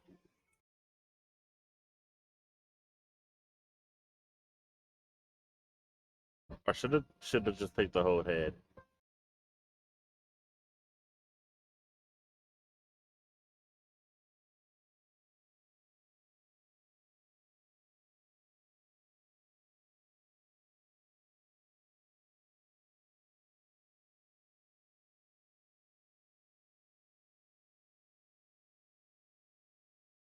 Or you could hack off the horns. I'm more interested in the fresh meat. Do you think you can help me hack the horns off? I don't. I feel like if I try to pull them, I might break the horns in half. Or actually, no. I don't even think I'll break the horns in half. But yeah, I definitely want the horns off if you're able to slice them at the base of the horns.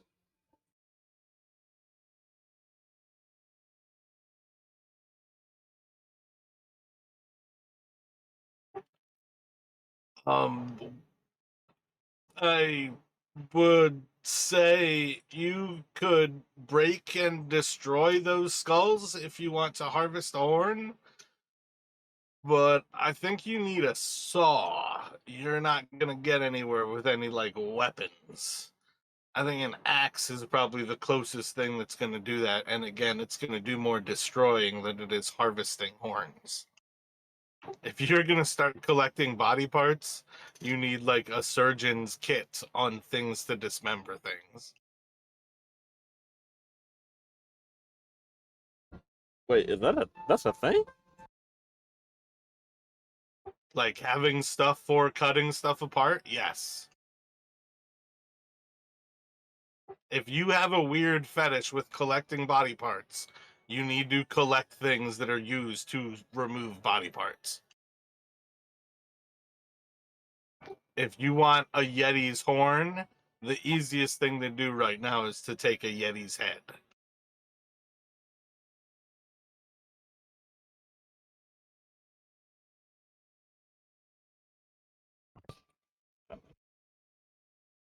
I'll make you my famous Yeti head soup. But I want. But that wouldn't that destroy the horns? What do you think horns are made of?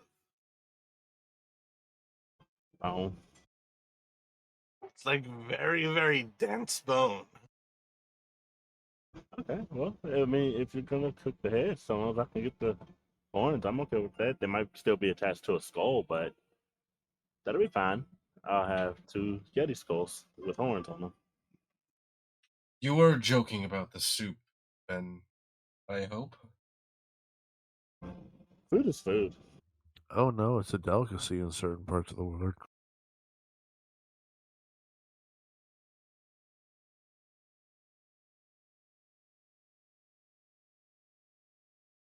I'll take your word for it.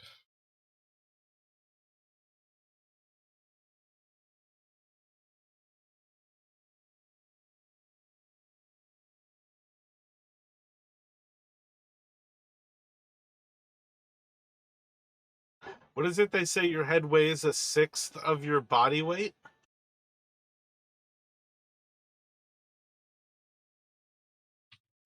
Imagine it's pretty Let me- heavy. I can check real quick. Hold on. I'd say each Yeti skull is going to come in between like 30 and 40 pounds.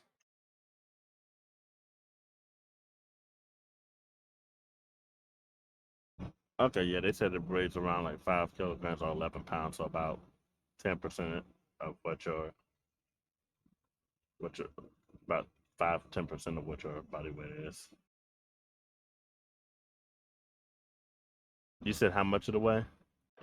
Like 30 or 40 pounds each.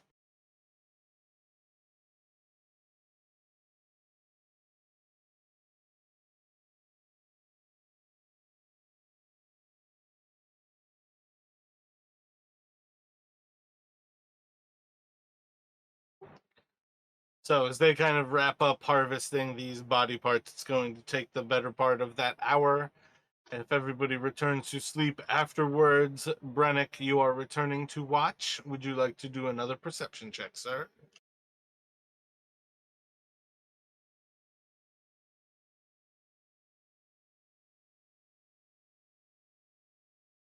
A little distracted on this watch. You don't do a whole lot of watching, so much as just kind of paranoid looking around when it does kind of catch your eye. But eventually you will feel it is time to grab Velixis, and we will go to Velixis. Yep, Braddock will go to wake her, and like during his watch, he was kind of every so often just like looking up, like anytime he heard a sound, he's like looking up, almost expecting more, massive arms to be slashing at him. But he'll try and get some sleep if he can now.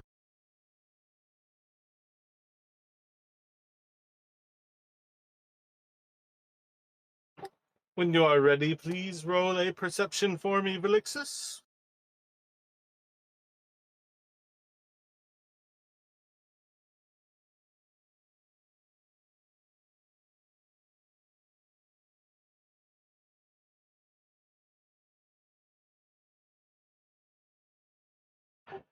You're probably going to spend most of this hour kind of fiddling around with the skulls that you had kind of taken as keepsakes, and time's going to fly by. Eventually, roll another perception for me.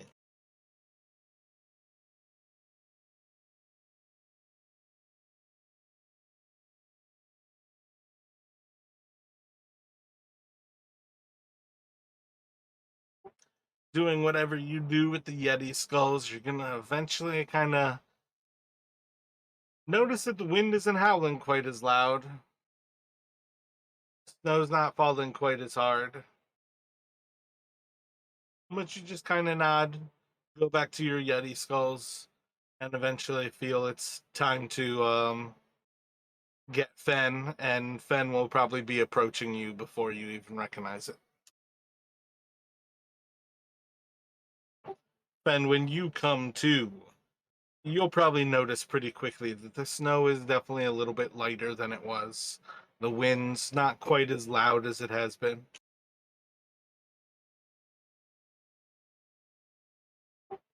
When you are ready otherwise to take watch, can you roll a perception for me?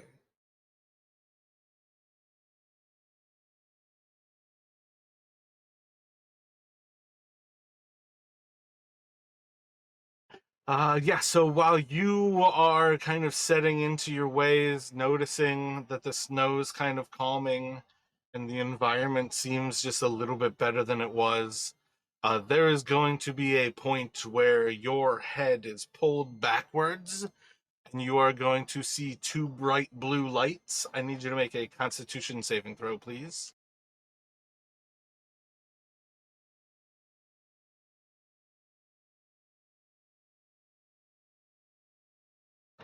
You are going to take 17 cold damage as your body starts to freeze. I need everyone to roll initiative.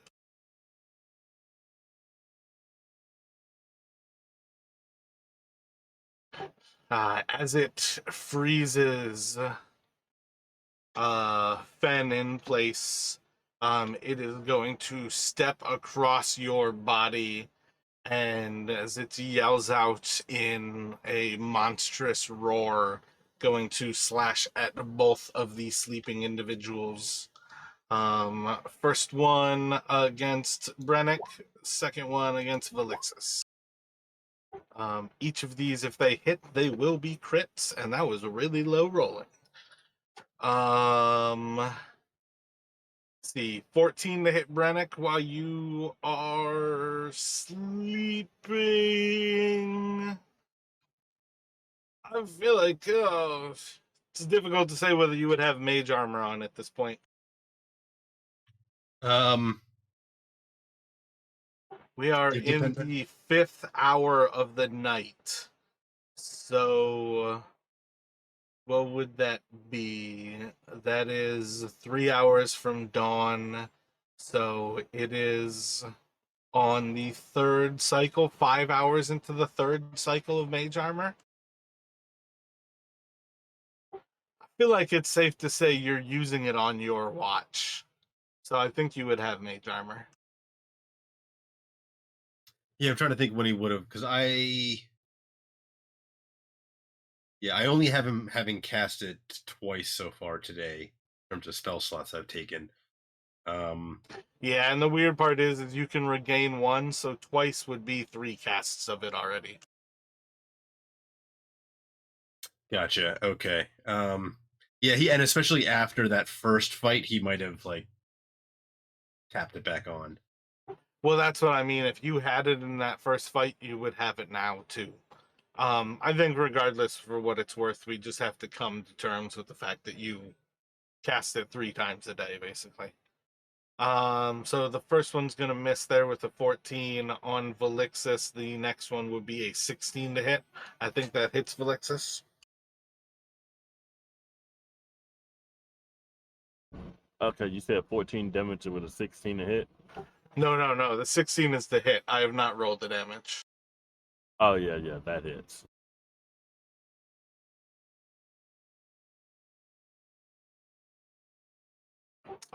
It is for 18 slashing, and then it is for 12 cold, of which you will take 6.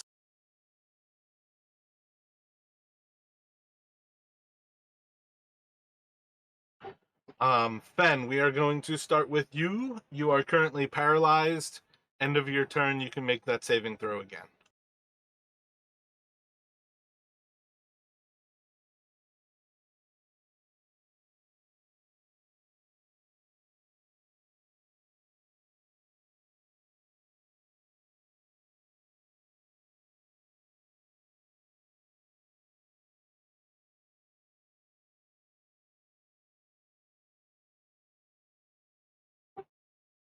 You are still paralyzed. It's going to go to Velixis. So she wakes up screaming, just being attacked and clawed at, and she just looks back at the creature and immediately throws a 4th level fireball at it.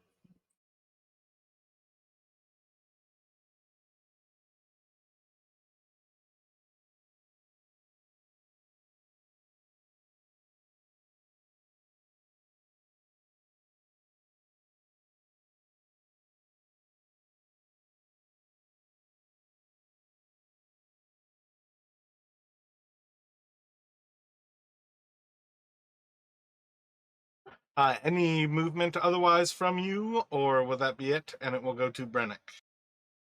She stands up and that's it.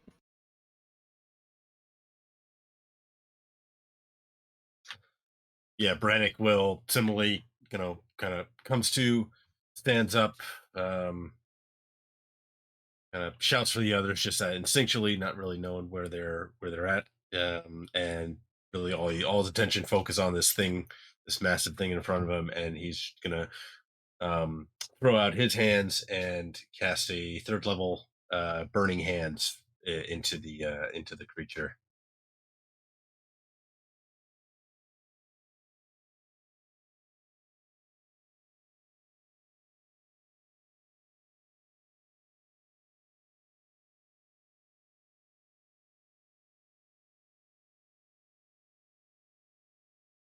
wants to get away, but it's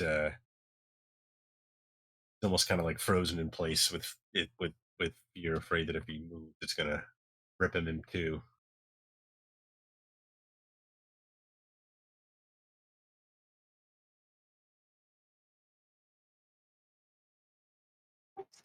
So as it kind of throws its arms up against the explosion of the fire, and then as the fire coats over its body, still trying to kind of like shelter itself behind its arms, it is going to continue to lash out.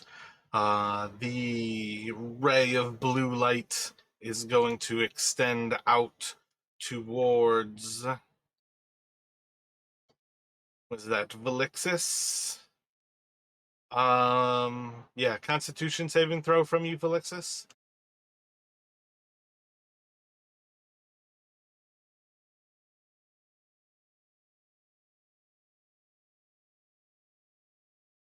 As you like stare out at the ice from this thing's eyes, you have a recognition that to stare into its eyes are dangerous.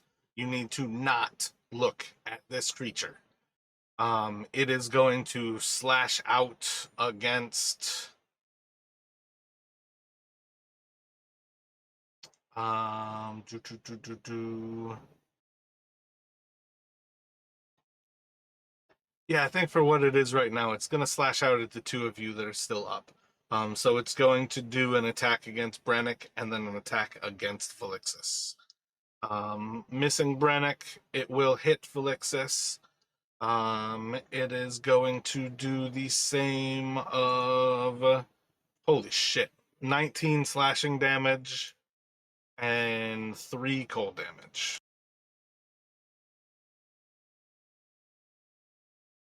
So 22 damage. Yes. And then it is going to go to Fen, Constitution saving throw.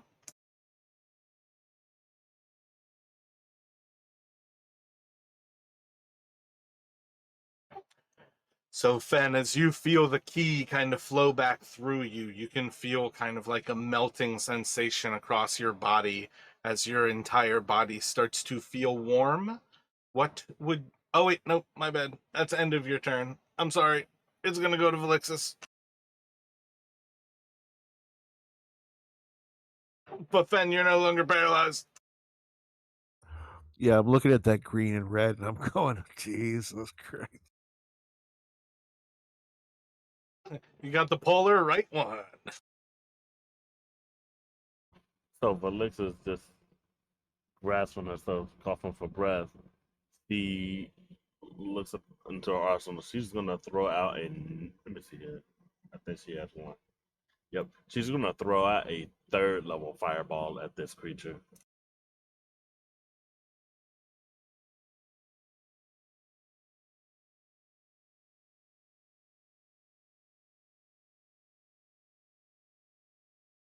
Dear God.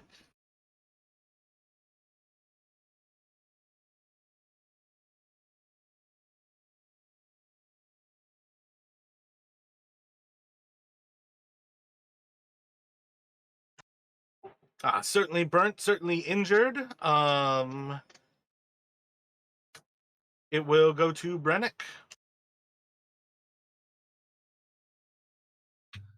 Yeah, Brannick is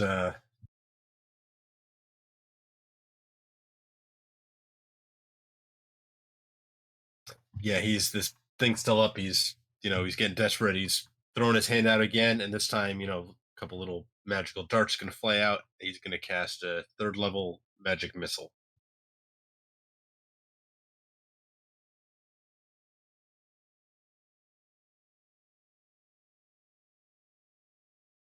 For looks like 18 total.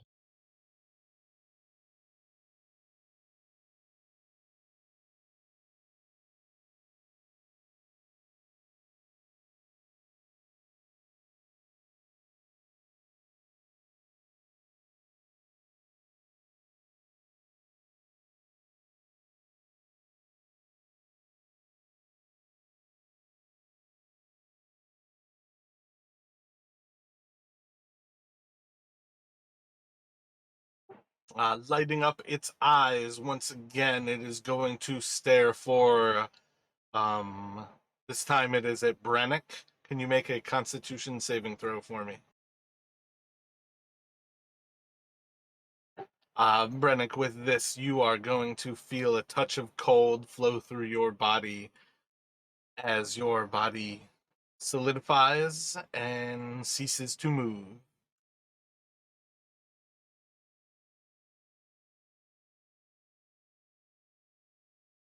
You're going to take 13 cold damage, and it's going to, I think, one attack at each of the others. The first at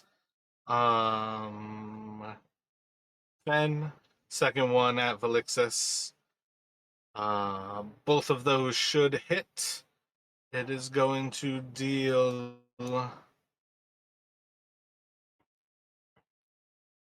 that 15 slashing to Fen and 9 cold. And then Velixis is going to be 15 slashing and 4 cold. And she is down.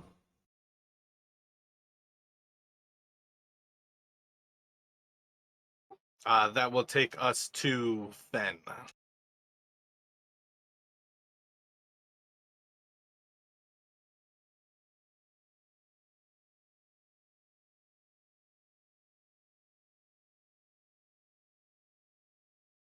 Well, hopefully this is going to work.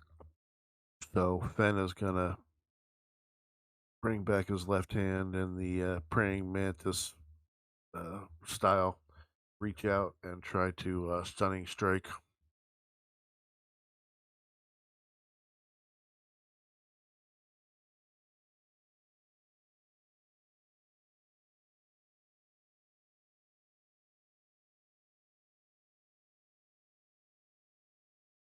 That one is going to miss. I'll follow it up with a sword slash.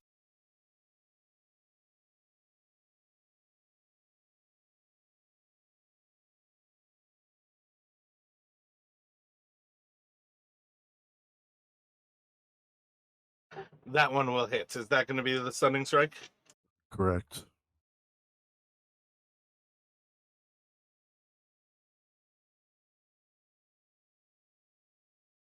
As you connect with its key, it is going to seemingly start to freeze.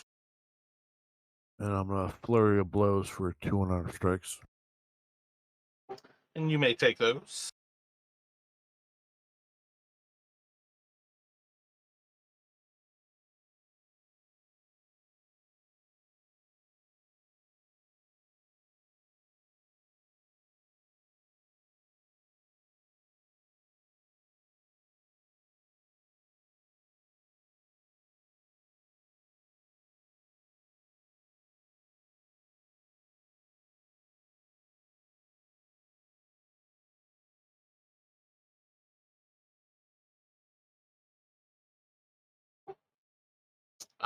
So yeah, a couple more solid strikes as you are pounding into this creature. It is going to go to Velixis. Can you switch to a whisper and send a death saving throw to me? All right. I can't find the death saving throw on the D&D Beyond sheet, so You what? set your hit points to 0 on D&D Beyond. When you click, there's a little red die in between, like the 3 little tokens on the right and 3 on the left. Like shows your death saves like inside of your hit point thing. I see the 3 dots for failure and success, but I don't see the dice. Right between them. Yeah, no.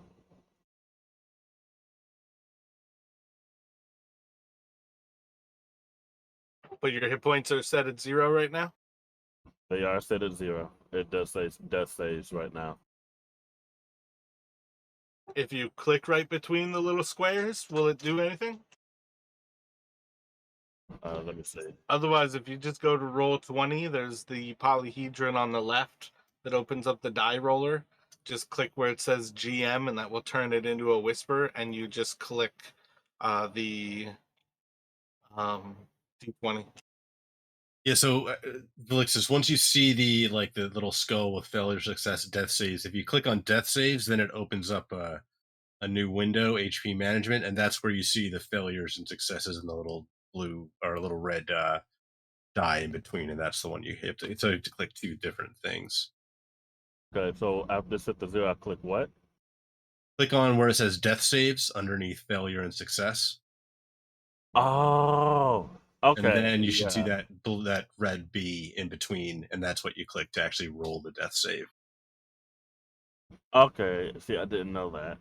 You're good, though. You whispered one to me. Velixis will stand up. And what would you like to do?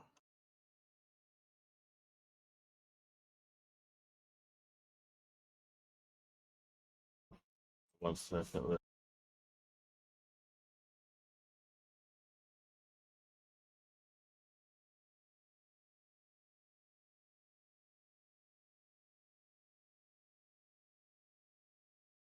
She's going to cast a second level magic missile at this creature.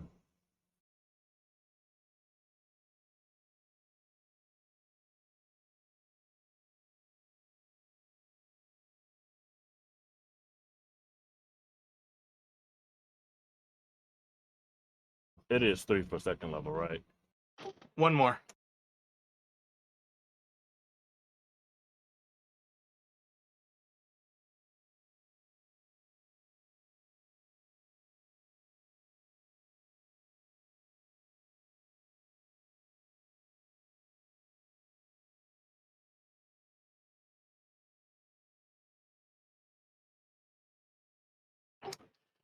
The pings into this creature's flesh.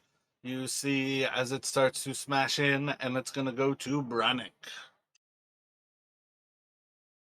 So Brannick, frozen, mind racing, is trying to do all he can to, break free of this cold paralysis. Yeah, my bad. I let it slip my mind. End of your turn, you're doing a Constitution, and you will be good. And that will take us back to the creature. I think at this point, it is going to go back to Velixis for a Constitution saving throw.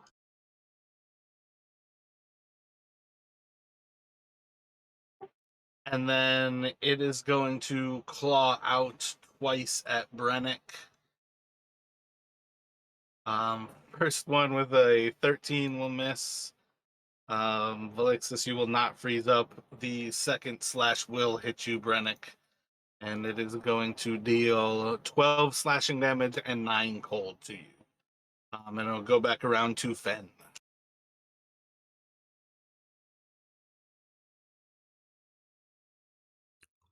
Oh, wait, my bad. Brannick, none of that damage. He stunned it. Fen stunned it last turn. Okay. There's no attack back from it. So it's going to go right back to Fen here. And you can make that normal attack. Okay. What did Brannick cast last turn? Last time he was paralyzed. Gotcha. Yeah. So that's back perfectly to kind of fix that moment. It doesn't attack Brannick, but you didn't miss anything. And then it will go to Fen here. 23 will hit. I'm gonna apply death strike to that one. Gotcha. I think that's an extra D8.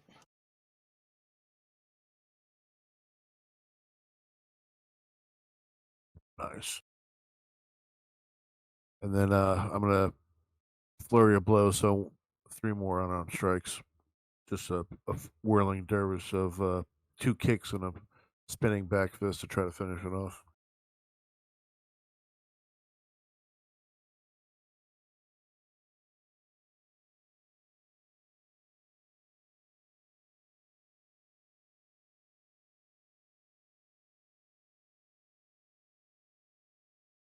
Being mostly successful with those next few hits as you come down on it with your foot. you are able to smash through the Yeti's face, collapsing a little bit of its skull.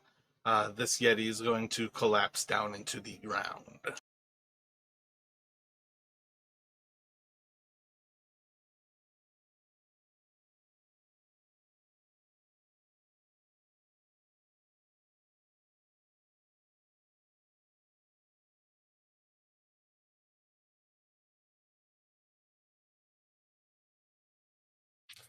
I think it was related to those two.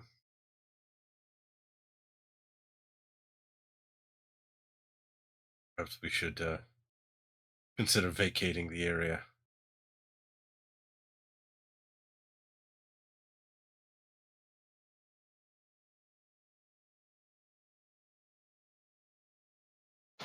Um, at present, you all are in a dangerous situation of between the fight time and doing other things effectively as part of like kind of harvesting. To do pretty much anything but sleep here is going to basically destroy this night. So you guys are pretty much in a rock and a hard place if you wanted to move, where pretty much everything is telling you that you have to stay put. Gotcha. Yeah, it's dangerous as this place is. It'll be even worse being exhausted trying to find some other place. So I think yeah. So on second thought, I think we might be stuck here. Try to ride it out. Felix just kind of walks back over towards the ice wall, and she digs like a hole in front of it and lays down in it, and she completely covers herself in the snow that's right there, and immediately just lays there, just immediately and goes back to sleep after wrapping herself up.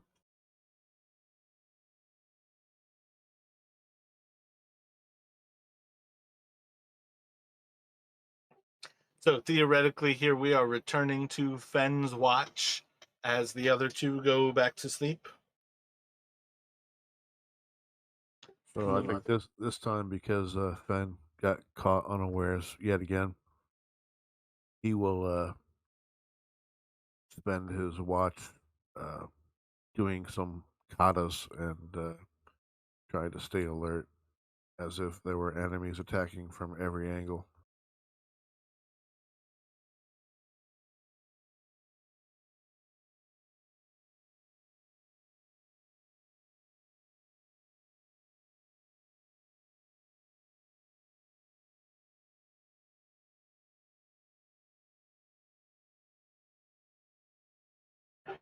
The next chunk of your time is going to pass. I assume your katas are martial arts forms? Yeah. You spend your time going through your forms and it progresses the time forward. Everything seems pretty simple. Much of this time is going to pass by, still with the sensation that the snow is growing to a less and less extent. The winds seem to be kind of lowering to a lower extent. Kind of good signs as far as things go. When you are prepared, do another perception for me, please.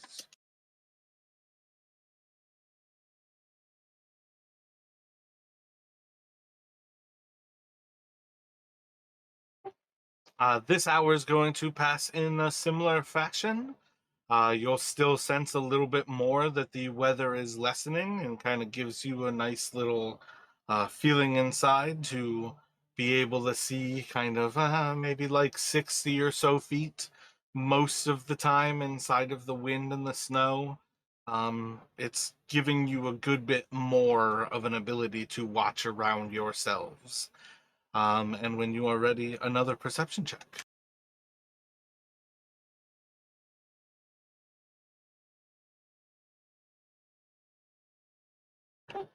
In this next hour, the winds and the snows are going to slowly start to pick up, but enough that you are aware of, and your mind's kind of attached to this idea that you kind of sense this kind of turn in the wind. It starts to crawl back inside of your clothes again, where it just feels a little bit too close, and you kind of have this sensation that there was a turn in the weather. The others will start to come to. where you're kind of back to a pretty similar morning of waking up to the arising aurora overhead and to pretty strong, loud winds, pretty heavy, strong snows, and everything kind of feels just back to normal. As you all wake back up, what sort of thoughts do you have about your day? So, have we noticed a pattern, time frame wise, about the abating of the storms now that we've been on the island? Does it seem like, well, obviously she would be off the island prior to the aurora showing up, is what I'm thinking.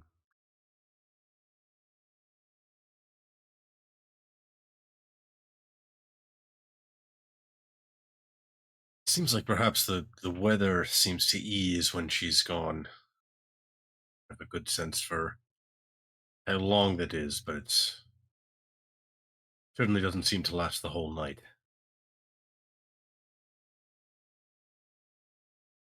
Well, when Kind we of. finally do get to the temple, perhaps it would be best to stage our entrance to when she is not there. Something to think about. That would be a good idea. But since she only leaves during the night, so we would have to, once we get there, depending, we might have to rest on the day. Hopefully, we arrive when there's still sunlight out and we can get some rest. Otherwise, we might have to venture in even while she's gone, even though it's just reaching night. So we got to be wary of that.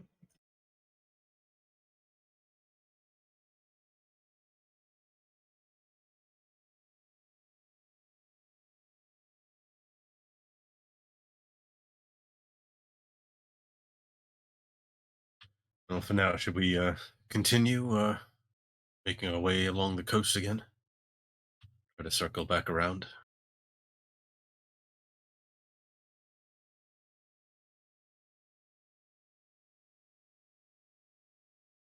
In the far lands of Kalimsha, they have a saying, "Hey ho, let's go."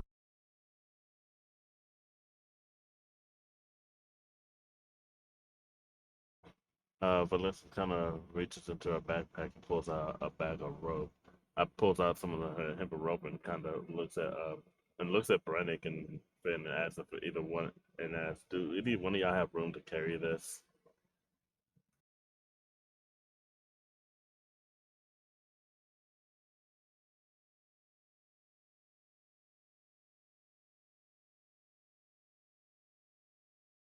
I'm rather full up.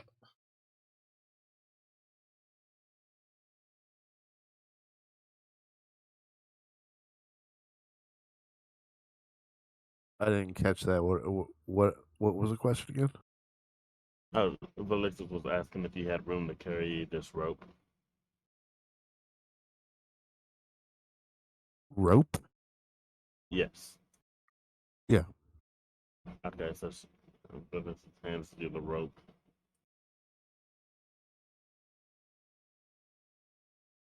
Don can't have enough rope. Question was, does Fen want it?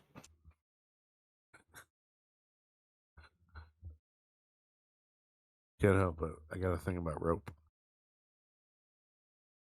So when you are ready to set off, you all found this little rock outcropping when you had the icy waters to your north.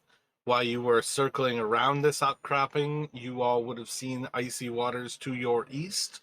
Where are you continuing your search?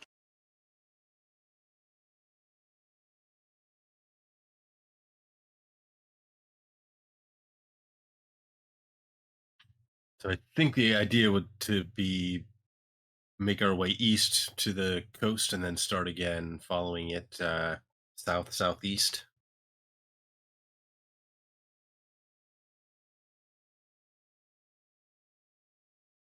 If Yeah. that sounds like the plan, let's get a survival.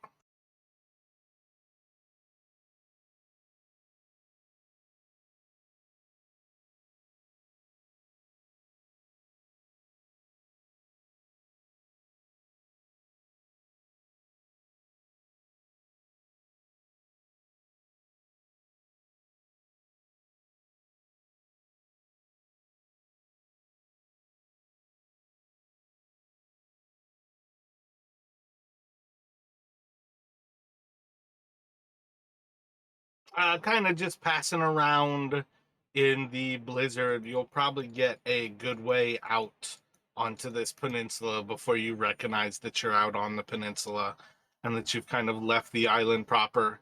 But you all can kind of like rotate around it and at least sense that it's back to kind of a south westerly and southerly direction from here.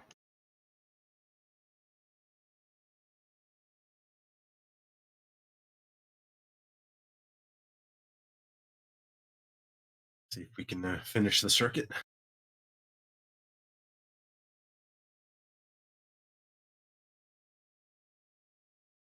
When you are ready, do another survival for me.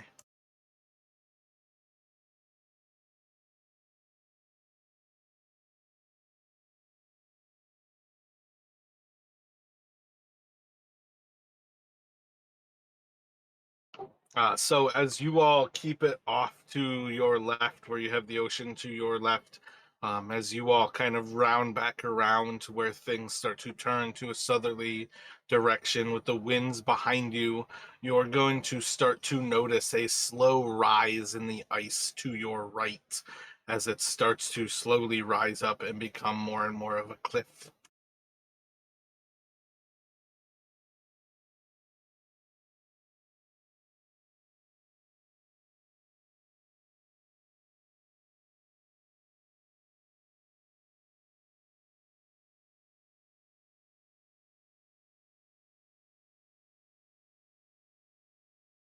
If you all continue on along that edge, it won't be much longer before you come to what is pretty safe to recognize as where you all arrived here, where you kind of like leave that cliff behind you, you're pretty sure, but eventually you are going to come back to the dock where you entered along the waters here. What would you all like to do from that dock? Well, we made it back to the dock.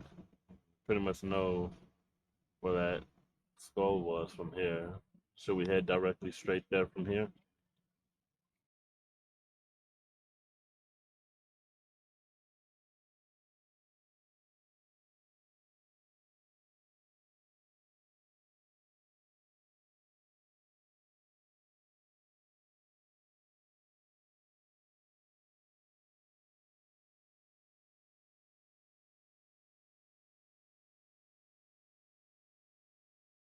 Is that what you all are thinking? Head back towards the center and look for the skull at this point?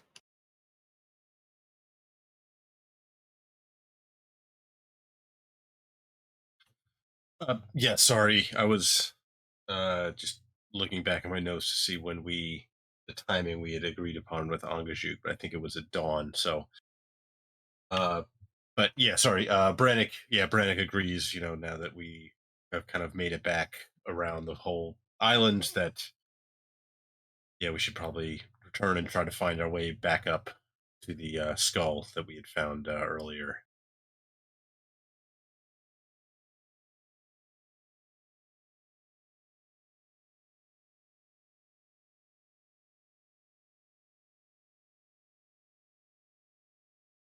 Did we want to try to time it so that we are reaching the top in the hours before the aurora were coming out? That might work for us.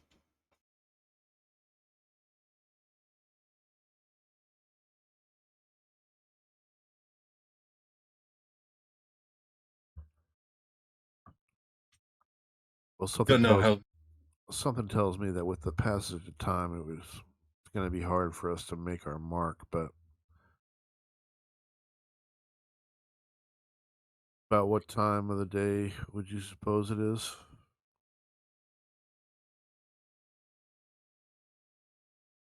I mean, like right now where you guys are at, you're still looking at probably early afternoon.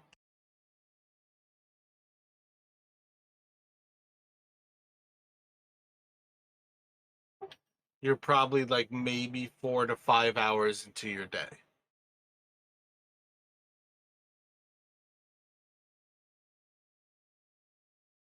We don't know how exactly how long she'll be gone or how long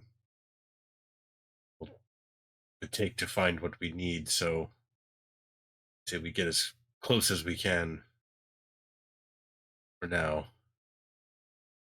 then perhaps try to find some place to lay low. Don't even don't even know if we're sure we know the way exactly inside yet.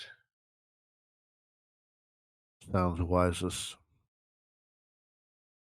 Well, time to climb. Hey ho, hey ho.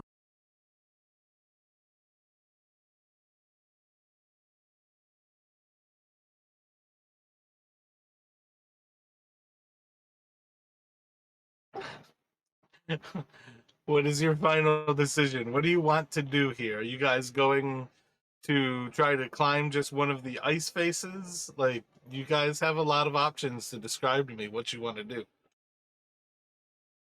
We want to retrace our route as best as possible when we first came onto the island, which led us to climbing up to find the temple. Gotcha. Roll a history check for me.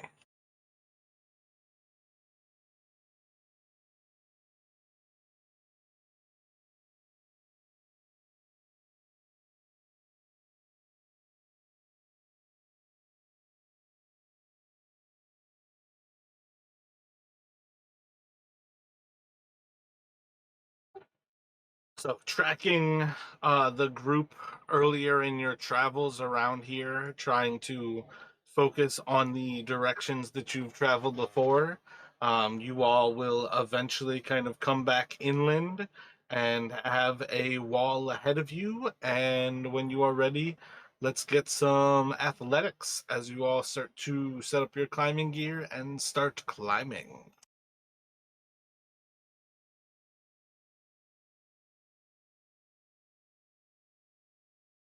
Alrighty, so you all are going to end up climbing up about 150 or so foot pitch of ice. At some point during the climb, Brennick is going to fall. You're going to take 3 bludgeoning damage as your safety equipment catches you. Eventually getting back up on the rock wall, you all have the little bit more to progress before sometime, some hours into the trip, you will be at the top of that ice wall.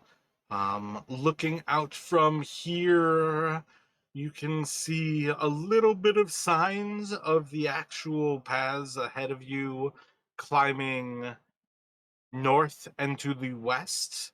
But otherwise, like then like a slow, steady climb to the northwest. The ground itself just seems to be flat, cold ice and snow. What would you all like to do in going uphill? Are you trying to search around? What thoughts do you have? Well, Lix just looks around and kind of walks forward onto the flat ice to see. She's unless she's searching around, she's looking for any sign of a shape of anything that may be either in the blizzard that may be shadowy to see if there's any kind of building up here or any other structure up here.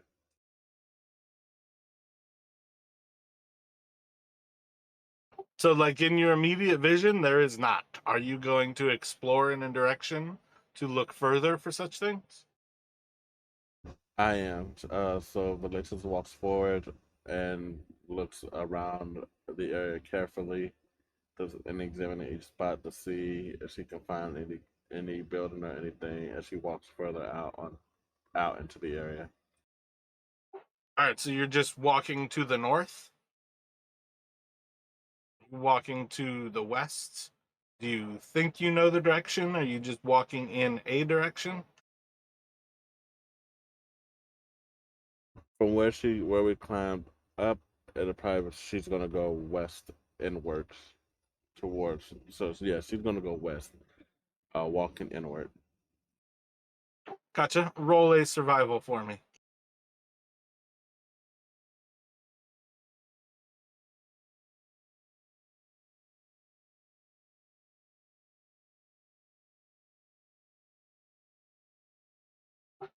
And what are the other two doing as Velixis starts to head off from the top of this little climb? This way, Brannick. Following. I mean, we don't see anything discernible.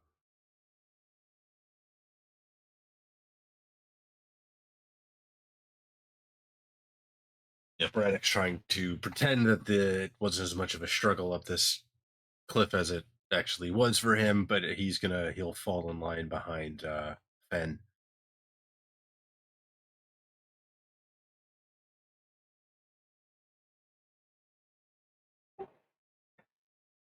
So as you progress off to the west, you are going to keep an eye out for any structures. You're not seeing any. You're looking for signs of life. You're not seeing any. And after some point, you're going to start to notice that the ground is starting to slope kind of down and to the southwest.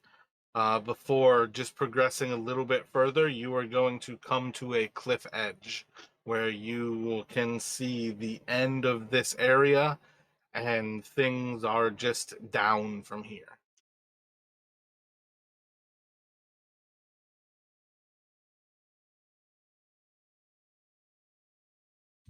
I think we may have climbed the wrong mountain, perhaps.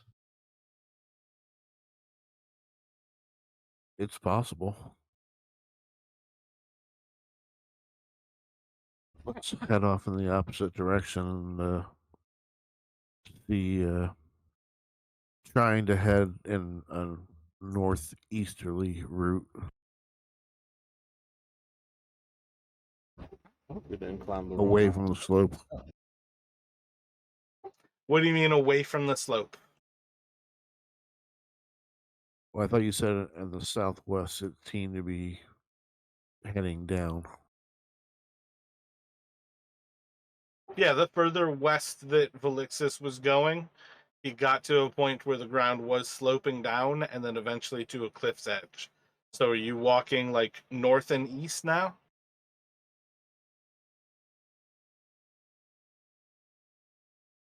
Yeah. Gotcha. So as you turn that direction, you're going to be following a slope upward as you all continue in this direction. Roll a survival for me.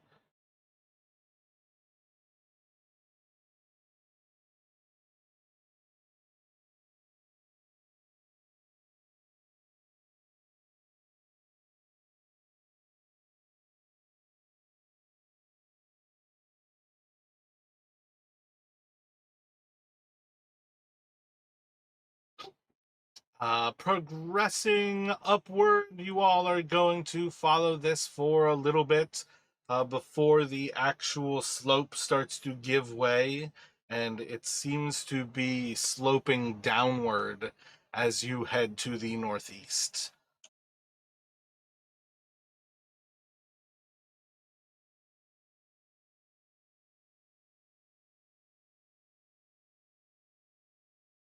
Well, I think I've got us turned around.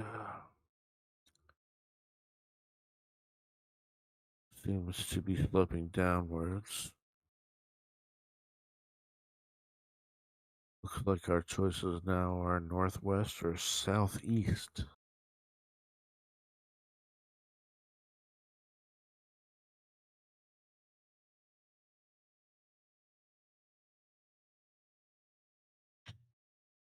Is there anywhere that the slope seems to be continuing to ascend? I mean, I feel like we should be trying to get as high as we can or is it still flat and then essentially sloping down? Your slope right now is kind of east to west. If you start to go kind of northwesterly, you will continue to ascend. So yeah, Brannick would suggest probably northwest, going up if we can. places just falls behind y'all as we continue to travel northward. Yeah, higher elevation. I agree. ascend.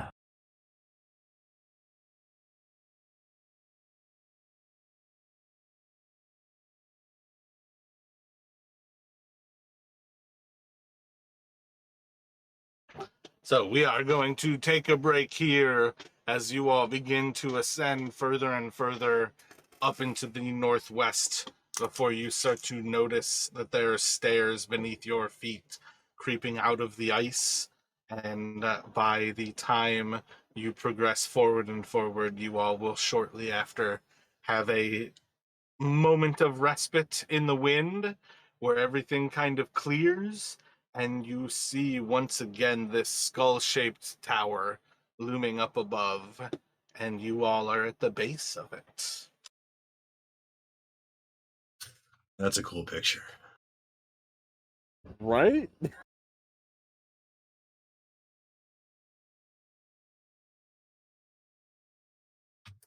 All right, I'll be back in a few. Same. I need to go get snacks. Dun dun dun.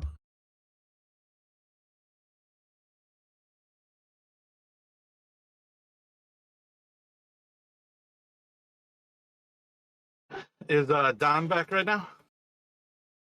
Yep.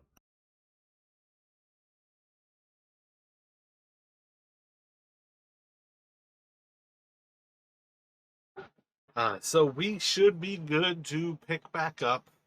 Again, you all are kind of walking like northwesterly until you basically come to like this slow transition where these stairs are more and more visible, and it's kind of a staircase more or less climbing to the void where eventually you all are going to see in one of the odd clearings of the weather the skull of this building ahead of you, constructed in like ice and stone. You're coming up from almost directly below it.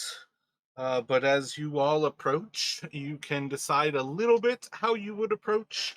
But again, you're still kind of walking um, almost in like an isolated staircase where it's pretty thoroughly you're gonna follow this, but like a decision of how far, and obviously like Fen had thought about trying to delay for the right time in the evening.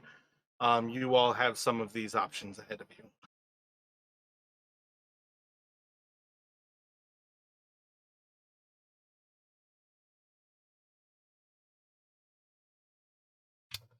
Yes, if we're going to delay, perhaps we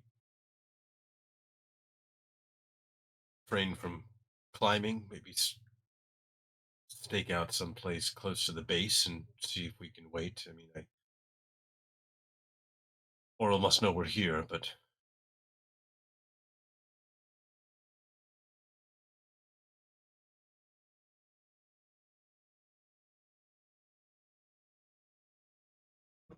That sounds like it would be the best idea to wait, at least wait a little bit, see if anyone, see when someone leaves or if anyone else comes by.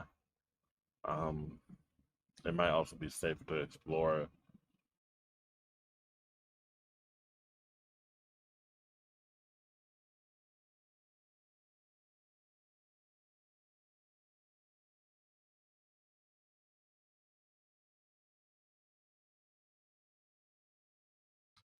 what do you think, Ben?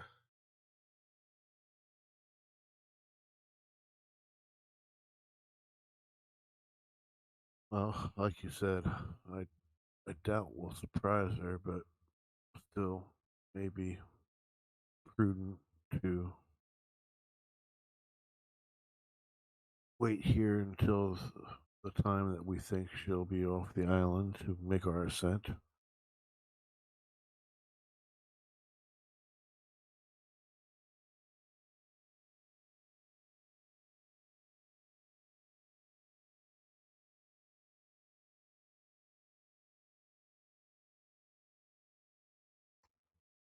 Although at this point, I don't suppose we are hiding anything from her eyes. She may also have some sort of safeguards she puts in place when she leaves. Perhaps it would be simply best to press on.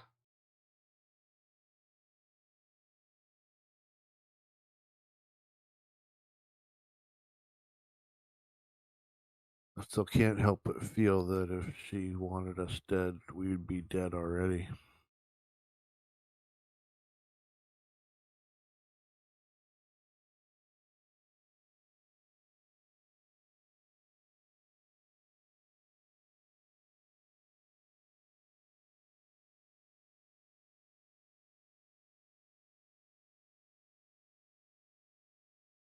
Like we might have lost Rashad in Discord there.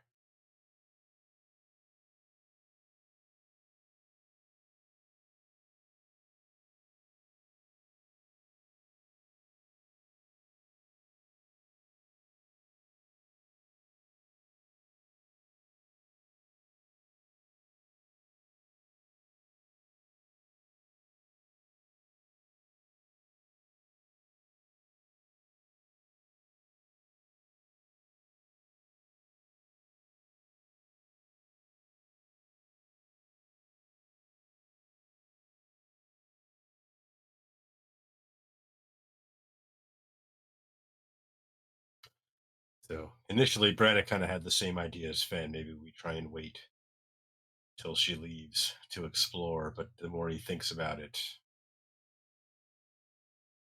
knows we're here, likely gonna have to probably at least try and speak with her, or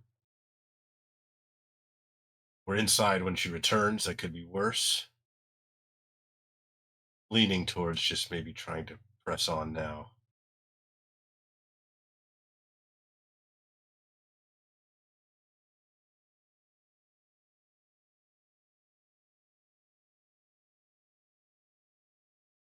I agree. Let's get it over with. Agreed. Also, I lost connection on my computer to everything, so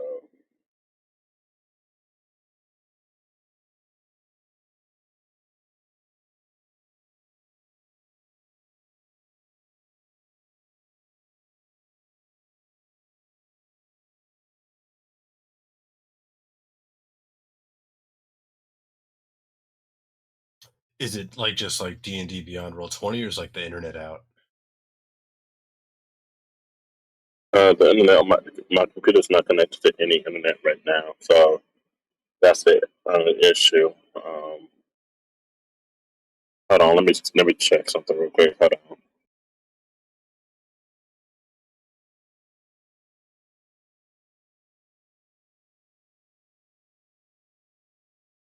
Once or twice I've had a fuse blow that takes out the router, and then I have to set it.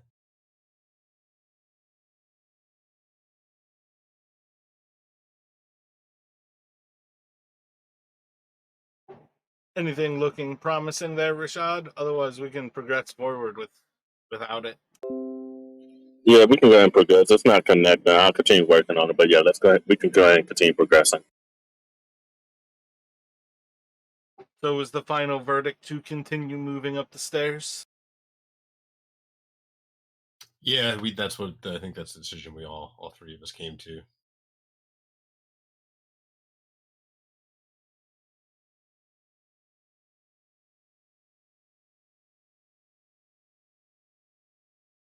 How wide are the stairs? Do we have to go like kind of single file, or are they wide enough we could walk side by side? As far as things go stairs wise, these are very clearly designed for giants. These are far more like giant platforms than they are stairs for you. So Velixis basically will probably need help each level, like to get up. Either of you human-sized creatures will pretty much be almost like waist height, just kind of climbing up, if not almost like chest height kind of thing. But these are effectively probably like 20 feet wide, and probably about like 4 to 5 feet high at each step. Gotcha. Okay. Yeah, Brannick can kind of help with Velixis. But yeah, as you all progress up this long, winding path of stairs, it's going to be most of the way into the evening, anyways, by the time you make the height of this climb. I think you all would find yourselves probably with the end of the aurora and anticipation of moonlight by the time you're making it to this top of this climb. The staircase itself winds into the actual stonework of this mountain, and you'll kind of come to a point where there's actual like stoned blocks in place that create this kind of ice covered substructure of stone blocks beneath that rise even further. Probably like the lowest point of this skull like castellation is still probably 50 or so feet up above you all, most of the time invisible within the snow. But as you all kind of make it up to this point, you're still kind of like below and slightly to the left of where this skull is. And it's kind of at that point where it comes into connection with like natural stone and the actual curvature of kind of the stone blocks that make up the castle wall here. The doorway itself, probably about 15 or 20 feet wide, probably a little bit taller than it is wide. Largely kind of a stone door, but it does show signs of being kind of frozen, like glazed with ice.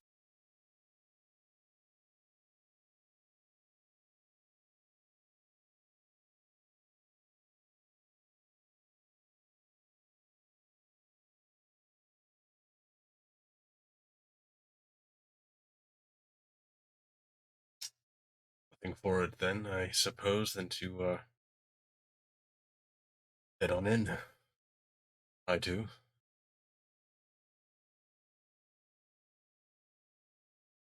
With this being a door meant for giants, how big is there a lock on the door, and how wide is the lock? A keyhole, I guess I say, if there is one on there.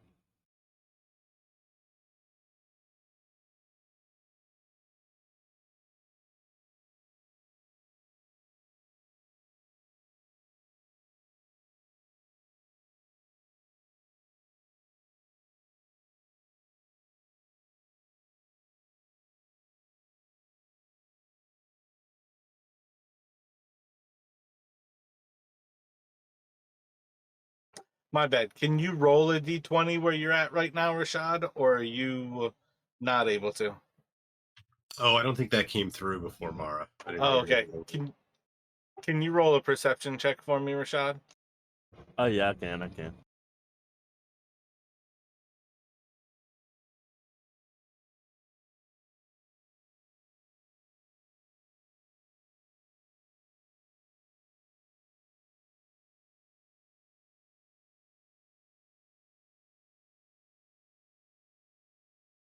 As you're looking around the door, you do not see any signs of it having a locking mechanism.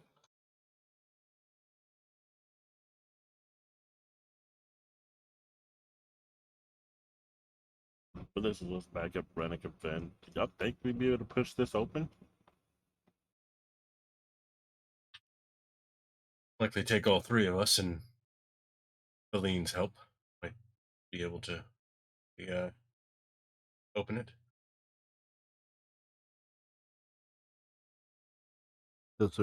Is there a handle at all? A doorknob? No, I know there's no locking mechanism, but is there a doorknob or just two stone doors?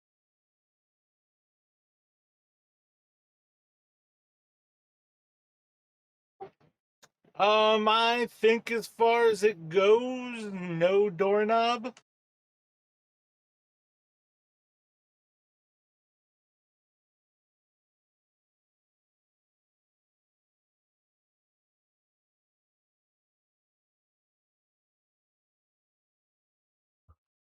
Well, let's hope it pushes in then. And it says crude handles, so let's say that there's like edges where like the ice is kind of like carved in. But no, in general, there's not really anything like about this that tells you this is like a door.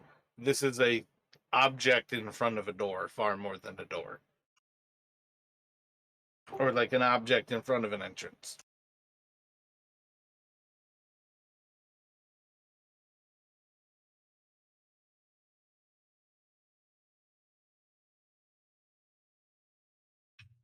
Brennick will go with Fen. We're gonna see if we can try to push it in, make an opening.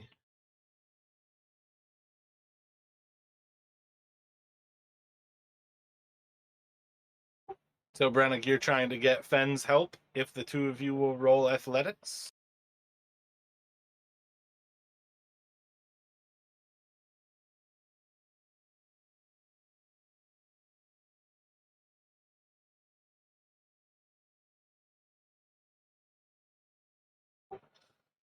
So assuming Brennick even tries at all, you can kind of feign a little bit of effort.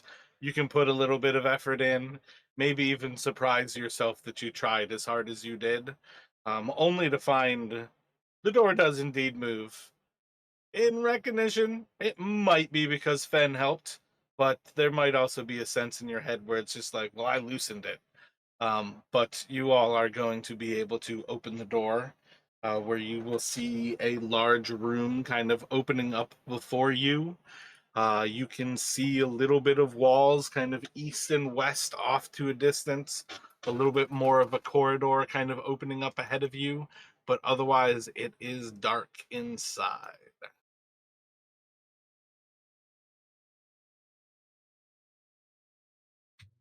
Brennick is going to light up a torch.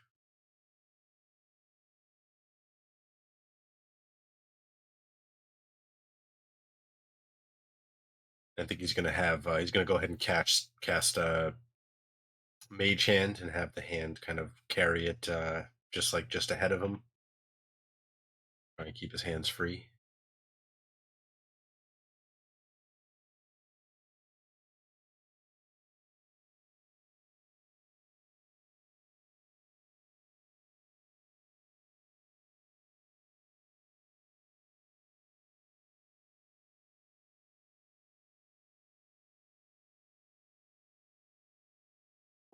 So, having come in from the doors to the south, you all are inside of a large structure, all very kind of like opaque, bluish white, glass like stone. Much of it belies that there is like the texture of stone, but everything has kind of a sheen of ice to it, where it is very clear that things are constructed of both ice as well as stone here. You guys can see that the hall extends for about 20 or so feet to the north of you, and then it extends a little bit further to the west. Eventually, as Brannock kind of sparks the light, you can see signs that there is a hall that further leads to the north, and there are doors that are just beyond sight to the west.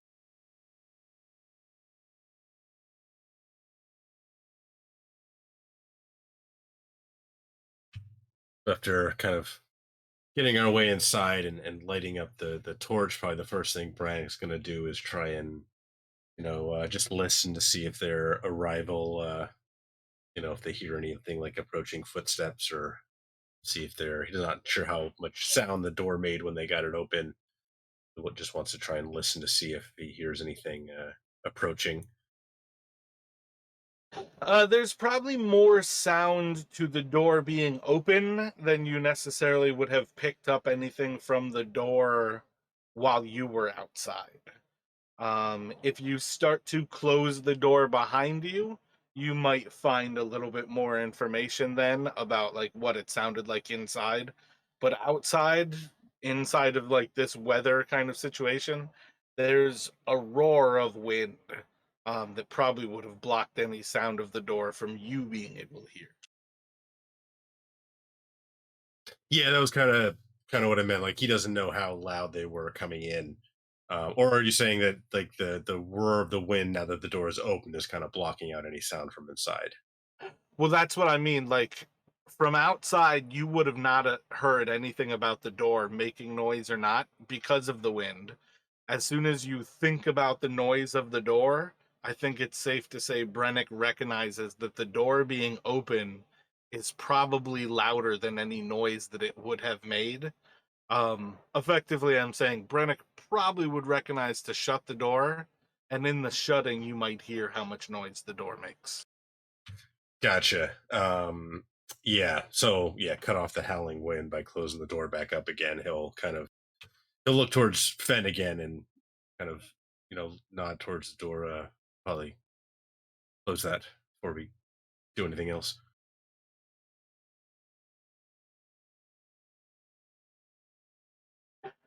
There's no real need to necessarily call for a check here. That's kind of one of those things that might take a little bit of time if you failed it. But I would say the closing of the door is a little bit easier than the opening, as it's not kind of in place. You're using something that's already kind of dynamic in its movement. As far as the actual things go, from this side, the last few moments of closing it, you'll hear that the door is pretty quiet as far as his movement goes. Everything inside of here would get a little bit quieter as you do close the door. And if you would like at that point, then Brennick, you can make a perception check.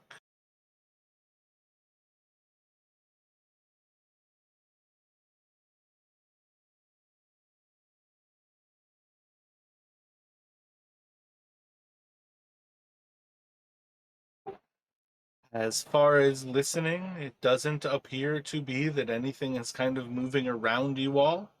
At present, you seem to have the hall to yourself. So Braddock will kind of, after like pausing to listen, kind of look towards Fen and Velixis, kind of shake his head. Don't hear anything. Should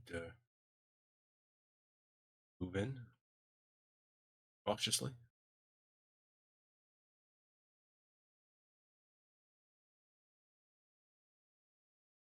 Felix nods in agreement as she looks around the area.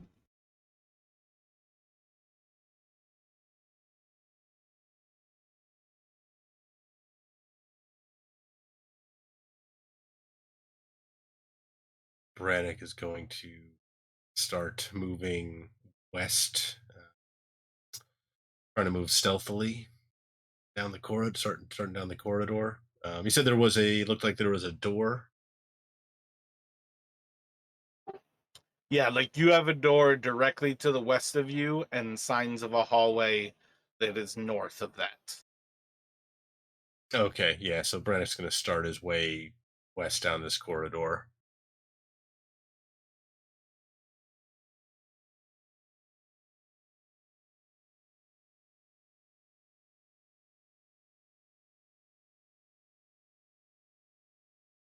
Eventually, you will come up to another set of doors. These in particular, I think, are made entirely out of ice. And you would see another set of doors to the northeast, as well as this hall that seems to continue off to the north.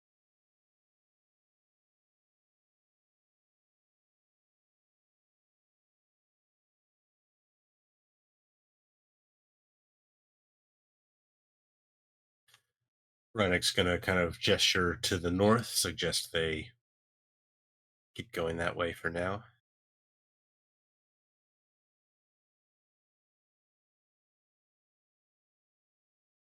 But he'll wait to see what the others have. Other suggestion. Can you see through the ice doors? All of this is like an opaque bluish white ice. And Fen will follow Brannick and continue north. Same.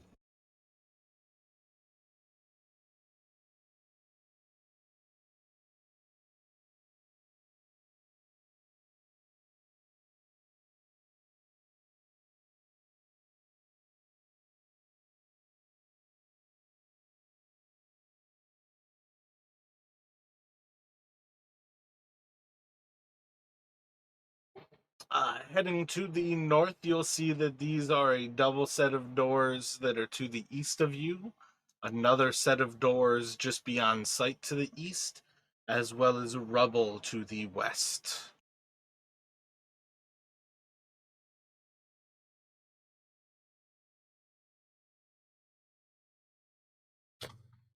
Rennick's attention is probably pulled to the rubble first. Gonna kind of suggest to the others, take a look, maybe see if this is try and determine if it looks like maybe it's unfinished construction or if it's something that's been caused by, damage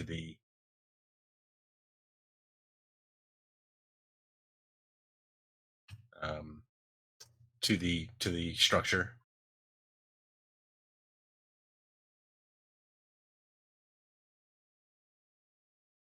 Gotcha. So you're gonna approach towards the rubble to make a perception check. Yep.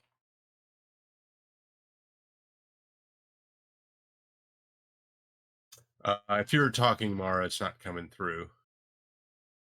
Son of a bitch. I don't understand why the alt button doesn't work. I didn't think I was on anything. You will see. Damn, I forgot what I said. The wall kind of collapsed to the west of you, opens up into a larger room. You can see some kind of ice structures within it. It seems to be about a 20 or so foot gap in this wall where perhaps the doors have been destroyed, perhaps the wall itself here was collapsed. You can see a opening in the hallway that you are in to the north, and at least per like the first signs that it's opening up into a larger room, as well as then you are confirming that there is a second set of doors on this hallway to the east of you.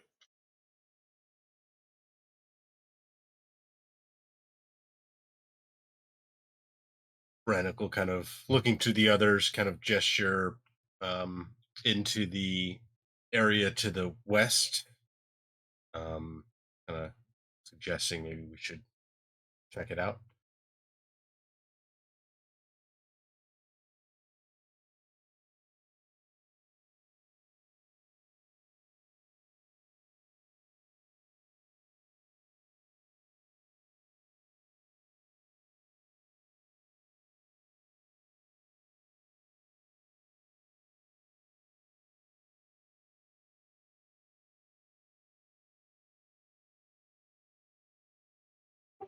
As you start to head in, Brennick, you're going to see this large hall kind of opens up, probably about 80 or so feet wide beyond your view, probably about another 80 or so feet to the south of you, to another kind of just sort of blending of the shapes.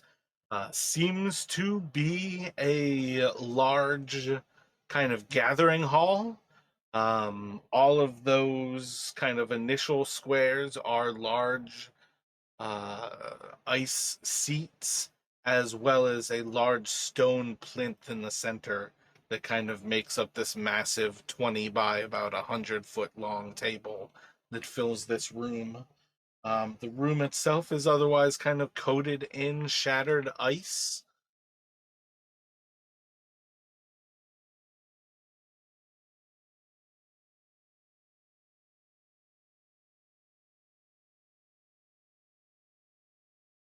So Brannick might, if this looks like a sort of gathering hall, he's going to essentially try and kind of look maybe like under. Is the plinth, is it basically solid or is it an opening underneath?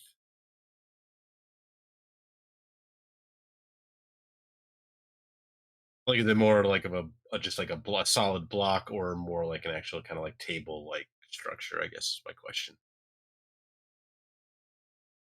What would you like it to be? So essentially, Brennick wants to look to see like if there are any, any signs of like scraps of food or anything on the ground that might suggest that this has been used in any recent period of time. Gotcha. Roll a perception.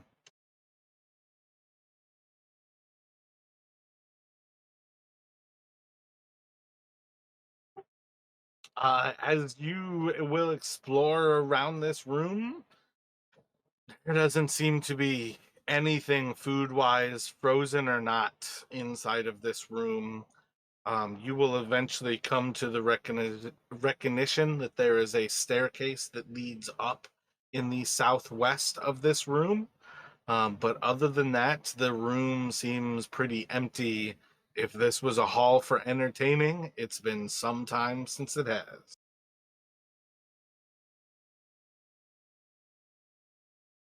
Braddock's going to look to Fen and Velixis. We head up or keep exploring down here for now? I think. Let's go ahead and head on up. And Felix just starts walking headed over towards the stairs. We could always come back down and explore this floor.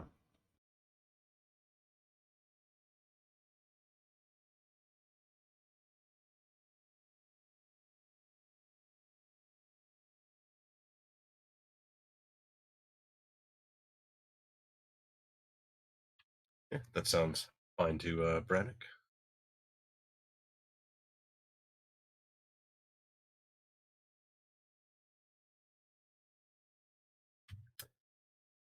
Sorry, were you talking, Mara? Did you get an explanation of the throne? No, we saw the map. We saw the map change, but I didn't hear anything. I wasn't sure if you were setting something up, so I didn't want to sit. Yeah, my bad. That's so fucking annoying. As you approach the stairs, you guys are going to climb about 60 or so feet up and into the next kind of height of this room. As you come to the level ground, the room is going to open up in kind of a semicircle ahead of you. You are going to see that there is a massive stone and ice throne that is just off to your left. It is predominantly made of ice. You can see the old stone structure that kind of like is almost like the substrate of this thing. Like you would have bones, this throne has stone.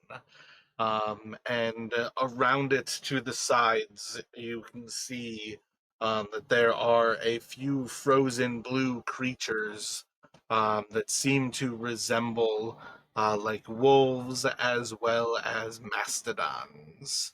What would you all like to do as you approach the top of these stairs? Well, Alexis kind of walks out towards the throne, towards the first statue to examine it, and to examine the statue and the throne, as well as look around the room a bit.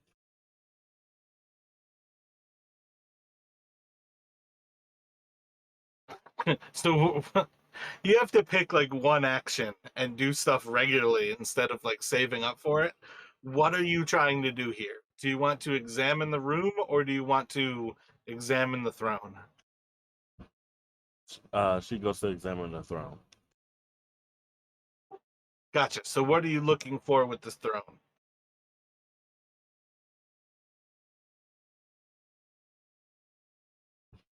She wasn't. I'm not really. She wasn't looking for anything particular. She was more along the lines just looking at the size of it and seeing how old it is. If it looked old or if it looked like it was fairly new. What would tell you the difference?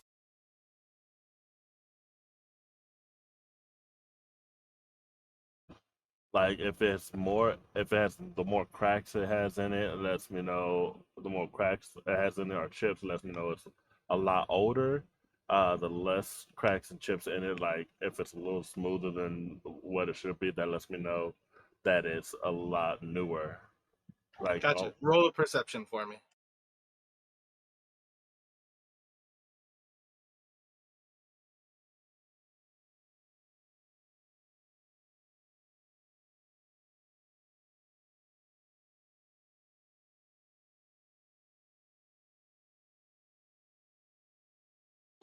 As you are looking over this throne, it's massive.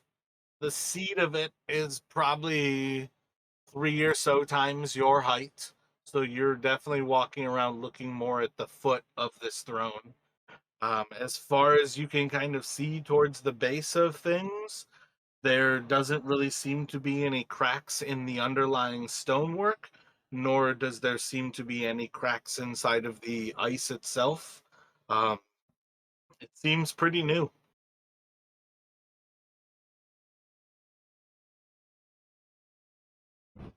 All right. I definitely she points this out to Brennan and Finn. This this throne is fairly new. I mean, we know we saw someone leaving here, but this is this looks a lot newer than it should be.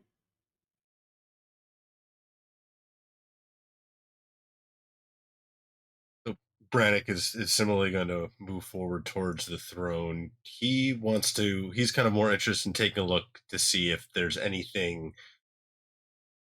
sort of either writing or symbols or like decorative anything carved or etched into the ice, or if he can make it out the stone underneath.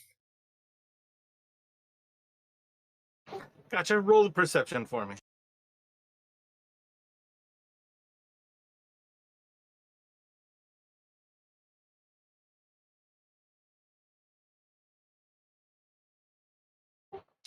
You can make out two different words in a dwarven script, or at least parts of the words. I would say at present, you can make out a word that begins with a V, and will probably give you has like 4 to 5 letters in the middle before it ends in KEN. And then I would say the second word that you can make out, I would say is a little bit shorter. You can make out a G and an R, and then it seems to end in a LE.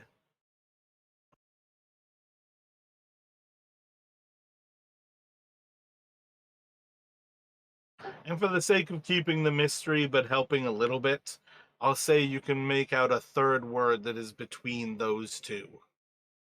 So you can make out that there is the V Ken word of, and then this GR word that ends in the LE.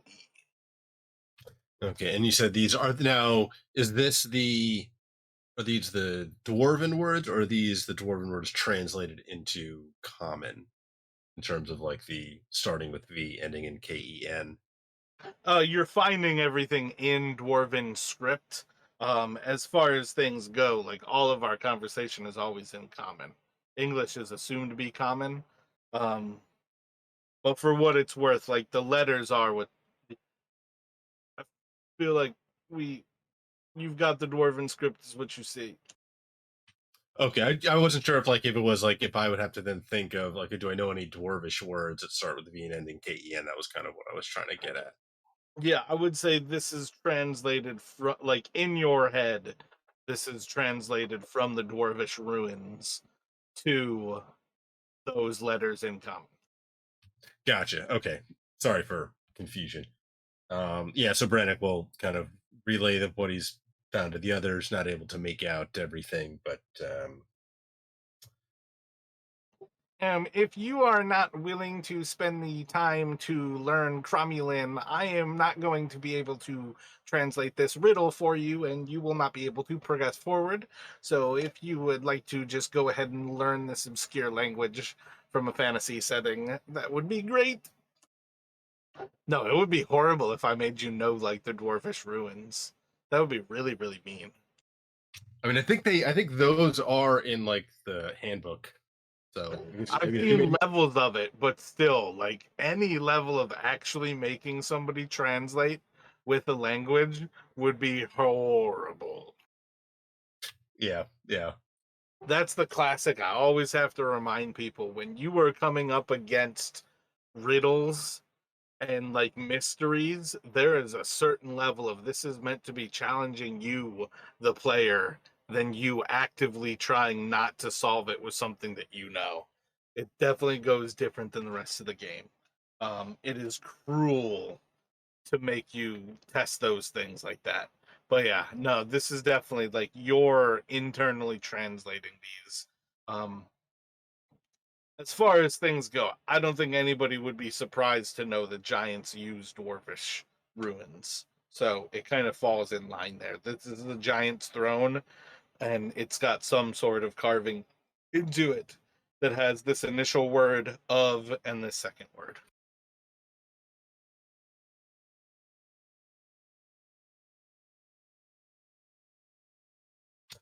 Perhaps a ruler's name, or I can't make it out.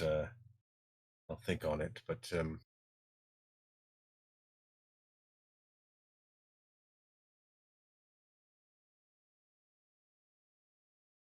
and the statues, do they seem to be similar to the ones we've seen before, like the blue ice, finely kind of detailed? Yes, these are like that clear blue glacial ice.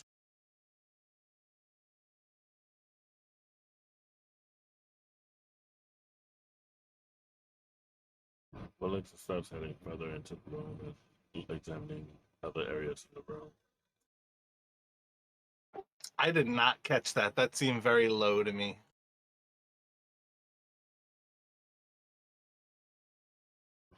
I'll say Valexa starts heading into the further into the room, examining the other statues that are in the room. Gotcha. So it's really just like two statues flanking this throne. As far as kind of looking around the room, if Brennick is heads on up and is near the throne, you can see that there's a at least a break in the room to the north. And it seems like this side is effectively a semicircle besides that break. Okay, okay. Uh, Brannick, are you able to fully translate what you saw? I I can't figure out. Some of the rest is too faded, or I'm able to make all of it.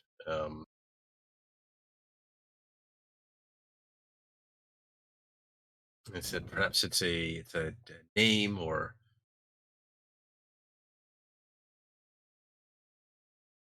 I'll have to think on it. It's nothing's coming immediately to mind. Okay, well, this might help. Um, so she reaches into her bag and she pulls out a piece of parchment and she presses it against the statue where the words were, where the writing is, and she tries to make like a little sketch out of it, um, like basically pressing it to get a print of the writing.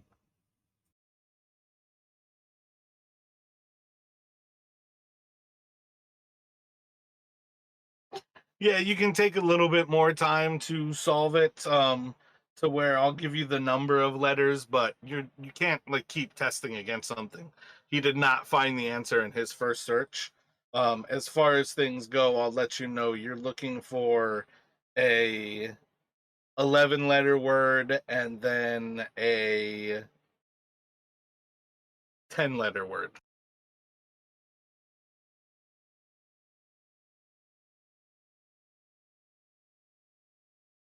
Fen will finally wander over and take a look at the. Someone say dwarvish runes. I speak dwarvish. And try to examine the throne and see if he can make out what it says. You guys cannot try a second time. You definitely can't try a third time. There's no more information to be found on that throne. Well, north it is then, boys and girls.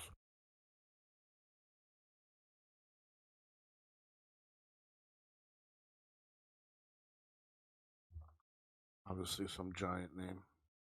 Shall we continue? Yes, we shall.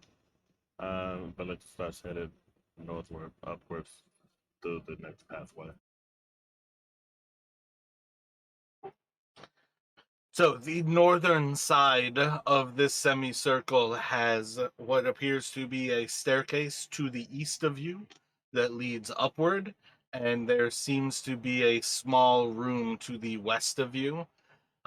Just a quick little look through the room, you can see kind of like rotted, scattered belongings that could have easily been the size of giants.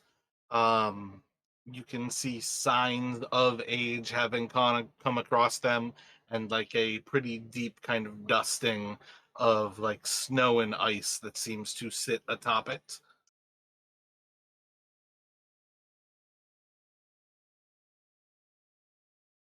Village just kind of squinches her face and starts to back towards the other set of stairs.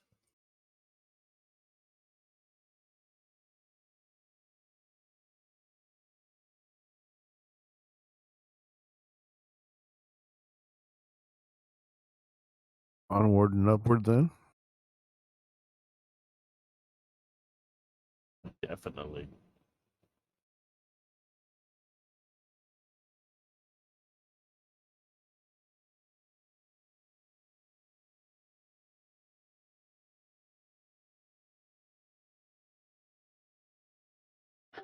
So you won't be but a few moments towards those stairs before you feel the cold winds blowing in from above you.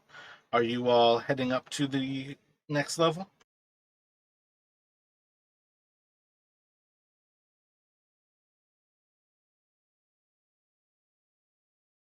Village looks at Brannick and Finn. So I can feel the wind from that, right? Do y'all want to continue?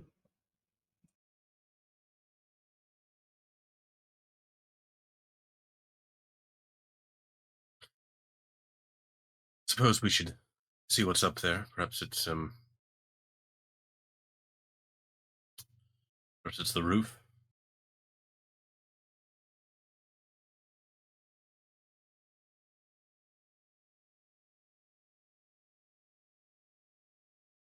Let's go.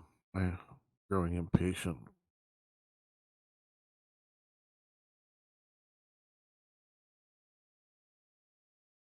Then I'll start walking up the stairs.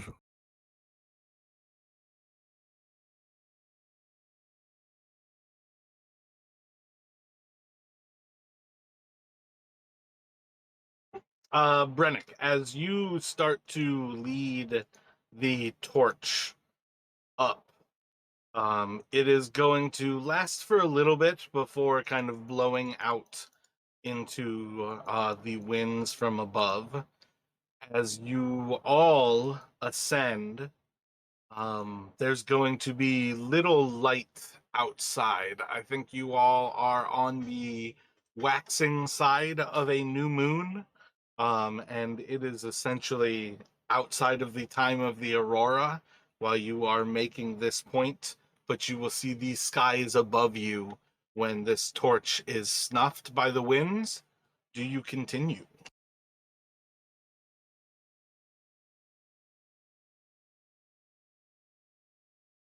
So do the stairs continue to lead up past this point, or are we now on a new level? More or less, you're still on the stairs when they are snuffed out. So you kind of have that choice. Do you continue into the darkness, or are you going to continue somewhere where you can relight the torch and maintain the torch? Oh, gotcha. Okay. Yeah, Brannick is going to definitely pause when the torch sputters out.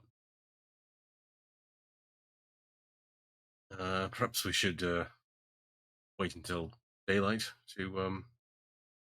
I don't think I'll be able to get it relit if we keep going up. That wind is fierce. You said wait till daylight? Yeah, the aurora.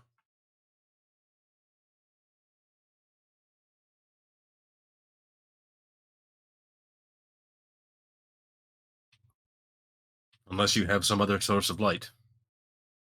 Don't feel like Mm. wandering around out there in the dark. There were still some spots that we could check in the temple. Then I'll start heading back downstairs. Yeah, we can. We can come up here later on when that wind's died, when the wind's gone. Do y'all want to go back down to the lower floor where we came from the first time? There were some rooms down there that we hadn't checked yet.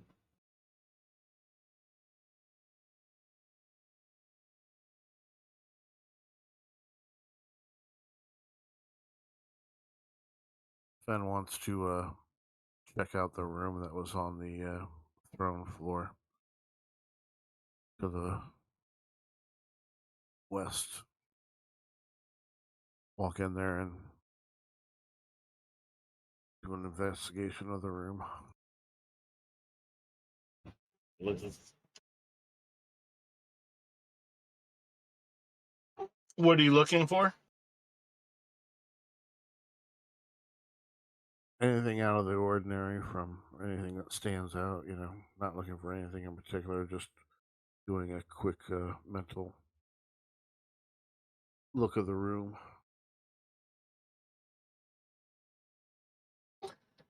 All right, you see scattered objects across a room. I don't know what you're looking for. I don't know what to present you with.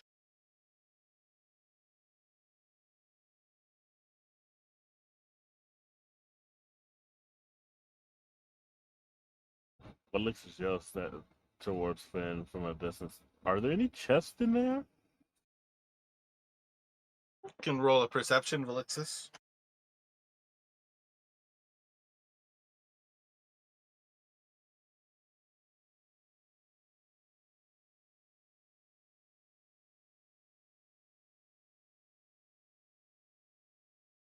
So running back up to Fen as he's like glancing into this room of just kind of like scattered shit. Looking around, don't seem to see anything that looks like a chest. Right, I don't see a chest, so I'm gonna let you go ahead and continue to search the room to your heart's content. And she just kind of backs back out of the room. So Brannick, thinking this, this was probably the bedroom of the ruler, most likely. He wants to see if he can, kind of starting to kind of going through some of the, to try to see if he can see anything like scraps or anything that might be, um, like might have like an inscription or a monogram on them. Essentially, like if you can see anything that looks like it might be metal that might still have like lasted at all, something that might have any similarly kind of any writing on it or any inscription that might say who this place belonged to. You can roll a perception.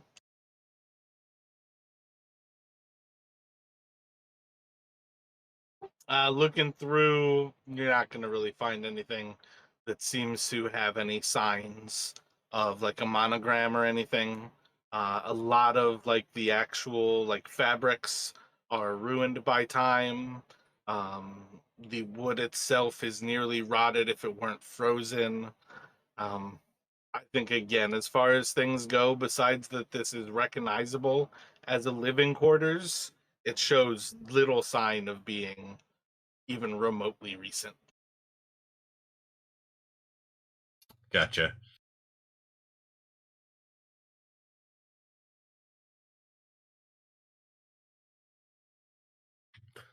Yeah, seems for now she'd head back downstairs.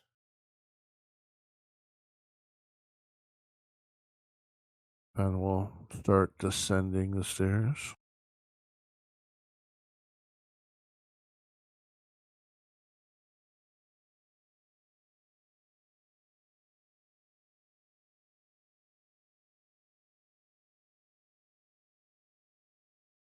Do we want to continue up that, back out the through the opening and then continue north up the corridor, or perhaps try these doors, one of these set of doors to the east? I say we check the doors first and see what's if any of them are open and see what's inside. And Alexa starts to head over towards one of the doors, out of the room towards one of the doors.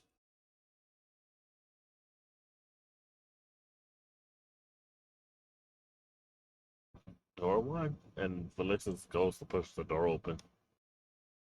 Make an athletics check.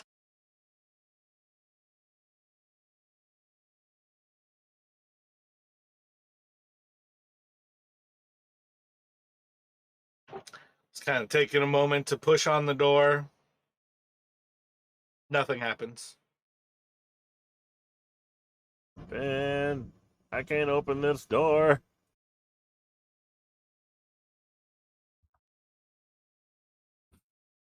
Is any doorknob or any indication on the door whether it pushes in or swings out? As far as things go, assume all of the doors are the same. They don't have handles, but they have kind of like indentures where you could grab like a little bit of purchase. But no, effectively, you are looking at a slab of ice. Fen slips as he's attempting to push the door in, smacks his head against the door. Ow.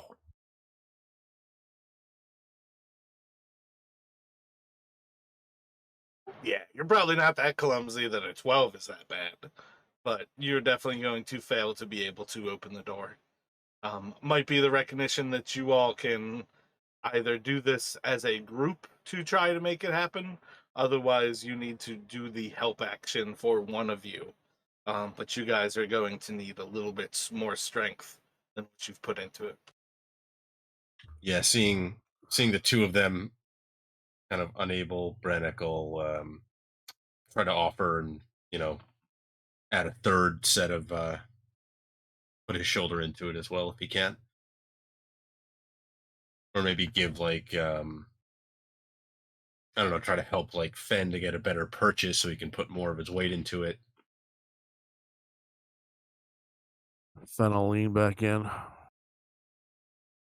Gotcha. If you're doing the help action, Fen, you can take advantage. Yeah, I'll do the. So with your elbow into it, that little bit of effort, Fen is able to open this door. As the light kind of scatters into this room, you are going to see like a couple of boxes and barrels off on the south side of the room. A low table that's probably at about 6 feet high on the north side of the room.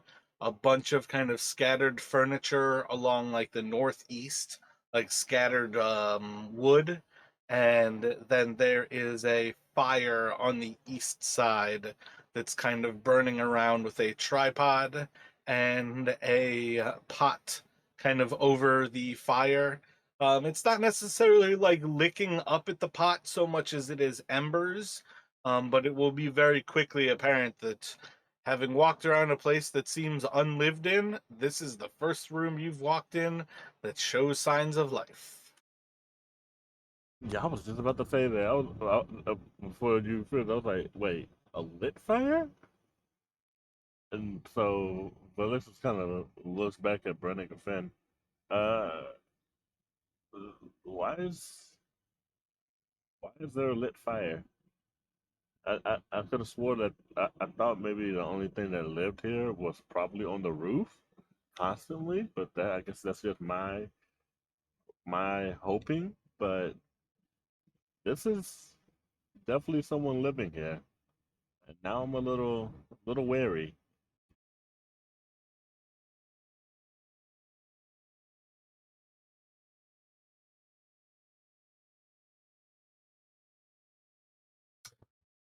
Probably take a look while we're here.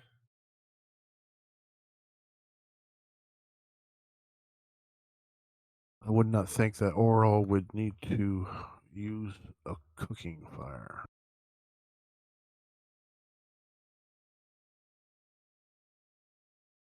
Just what's in that pot anyway?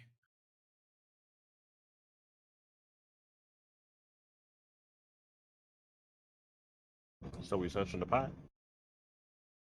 Yeah, like Brannick wants to kind of like move towards the fire and the pot, and kind of first try to like essentially kind of take a whiff, see if it smells like it smell like meat or anything like that, and then maybe try and, if you can, like kind of look in and see what's if you can make out what's inside it.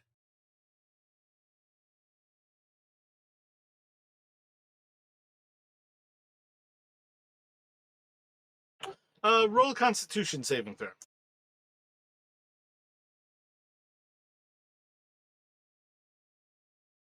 As you approach the pot, even as the doors bellow the smell into the hall, it's going to have kind of a sweet, alluring scent to you. It smells like fresh stew.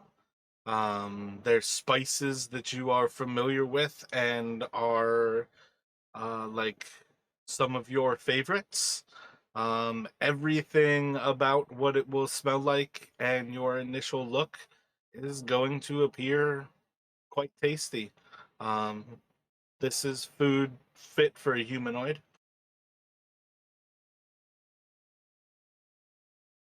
Turn back to the others. Smells all right.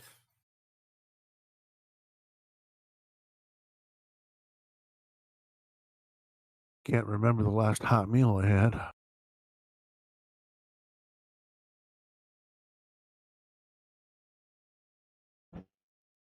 And to them hearing this, Alexa's stomach would kind of growl. Man, I didn't kind of skip dinner last night. Didn't eat any rations. Food sounds nice. Does seem about dinner time, but perhaps we should see if we can get that door closed again behind us, just in case we lit this fire. Wandering back.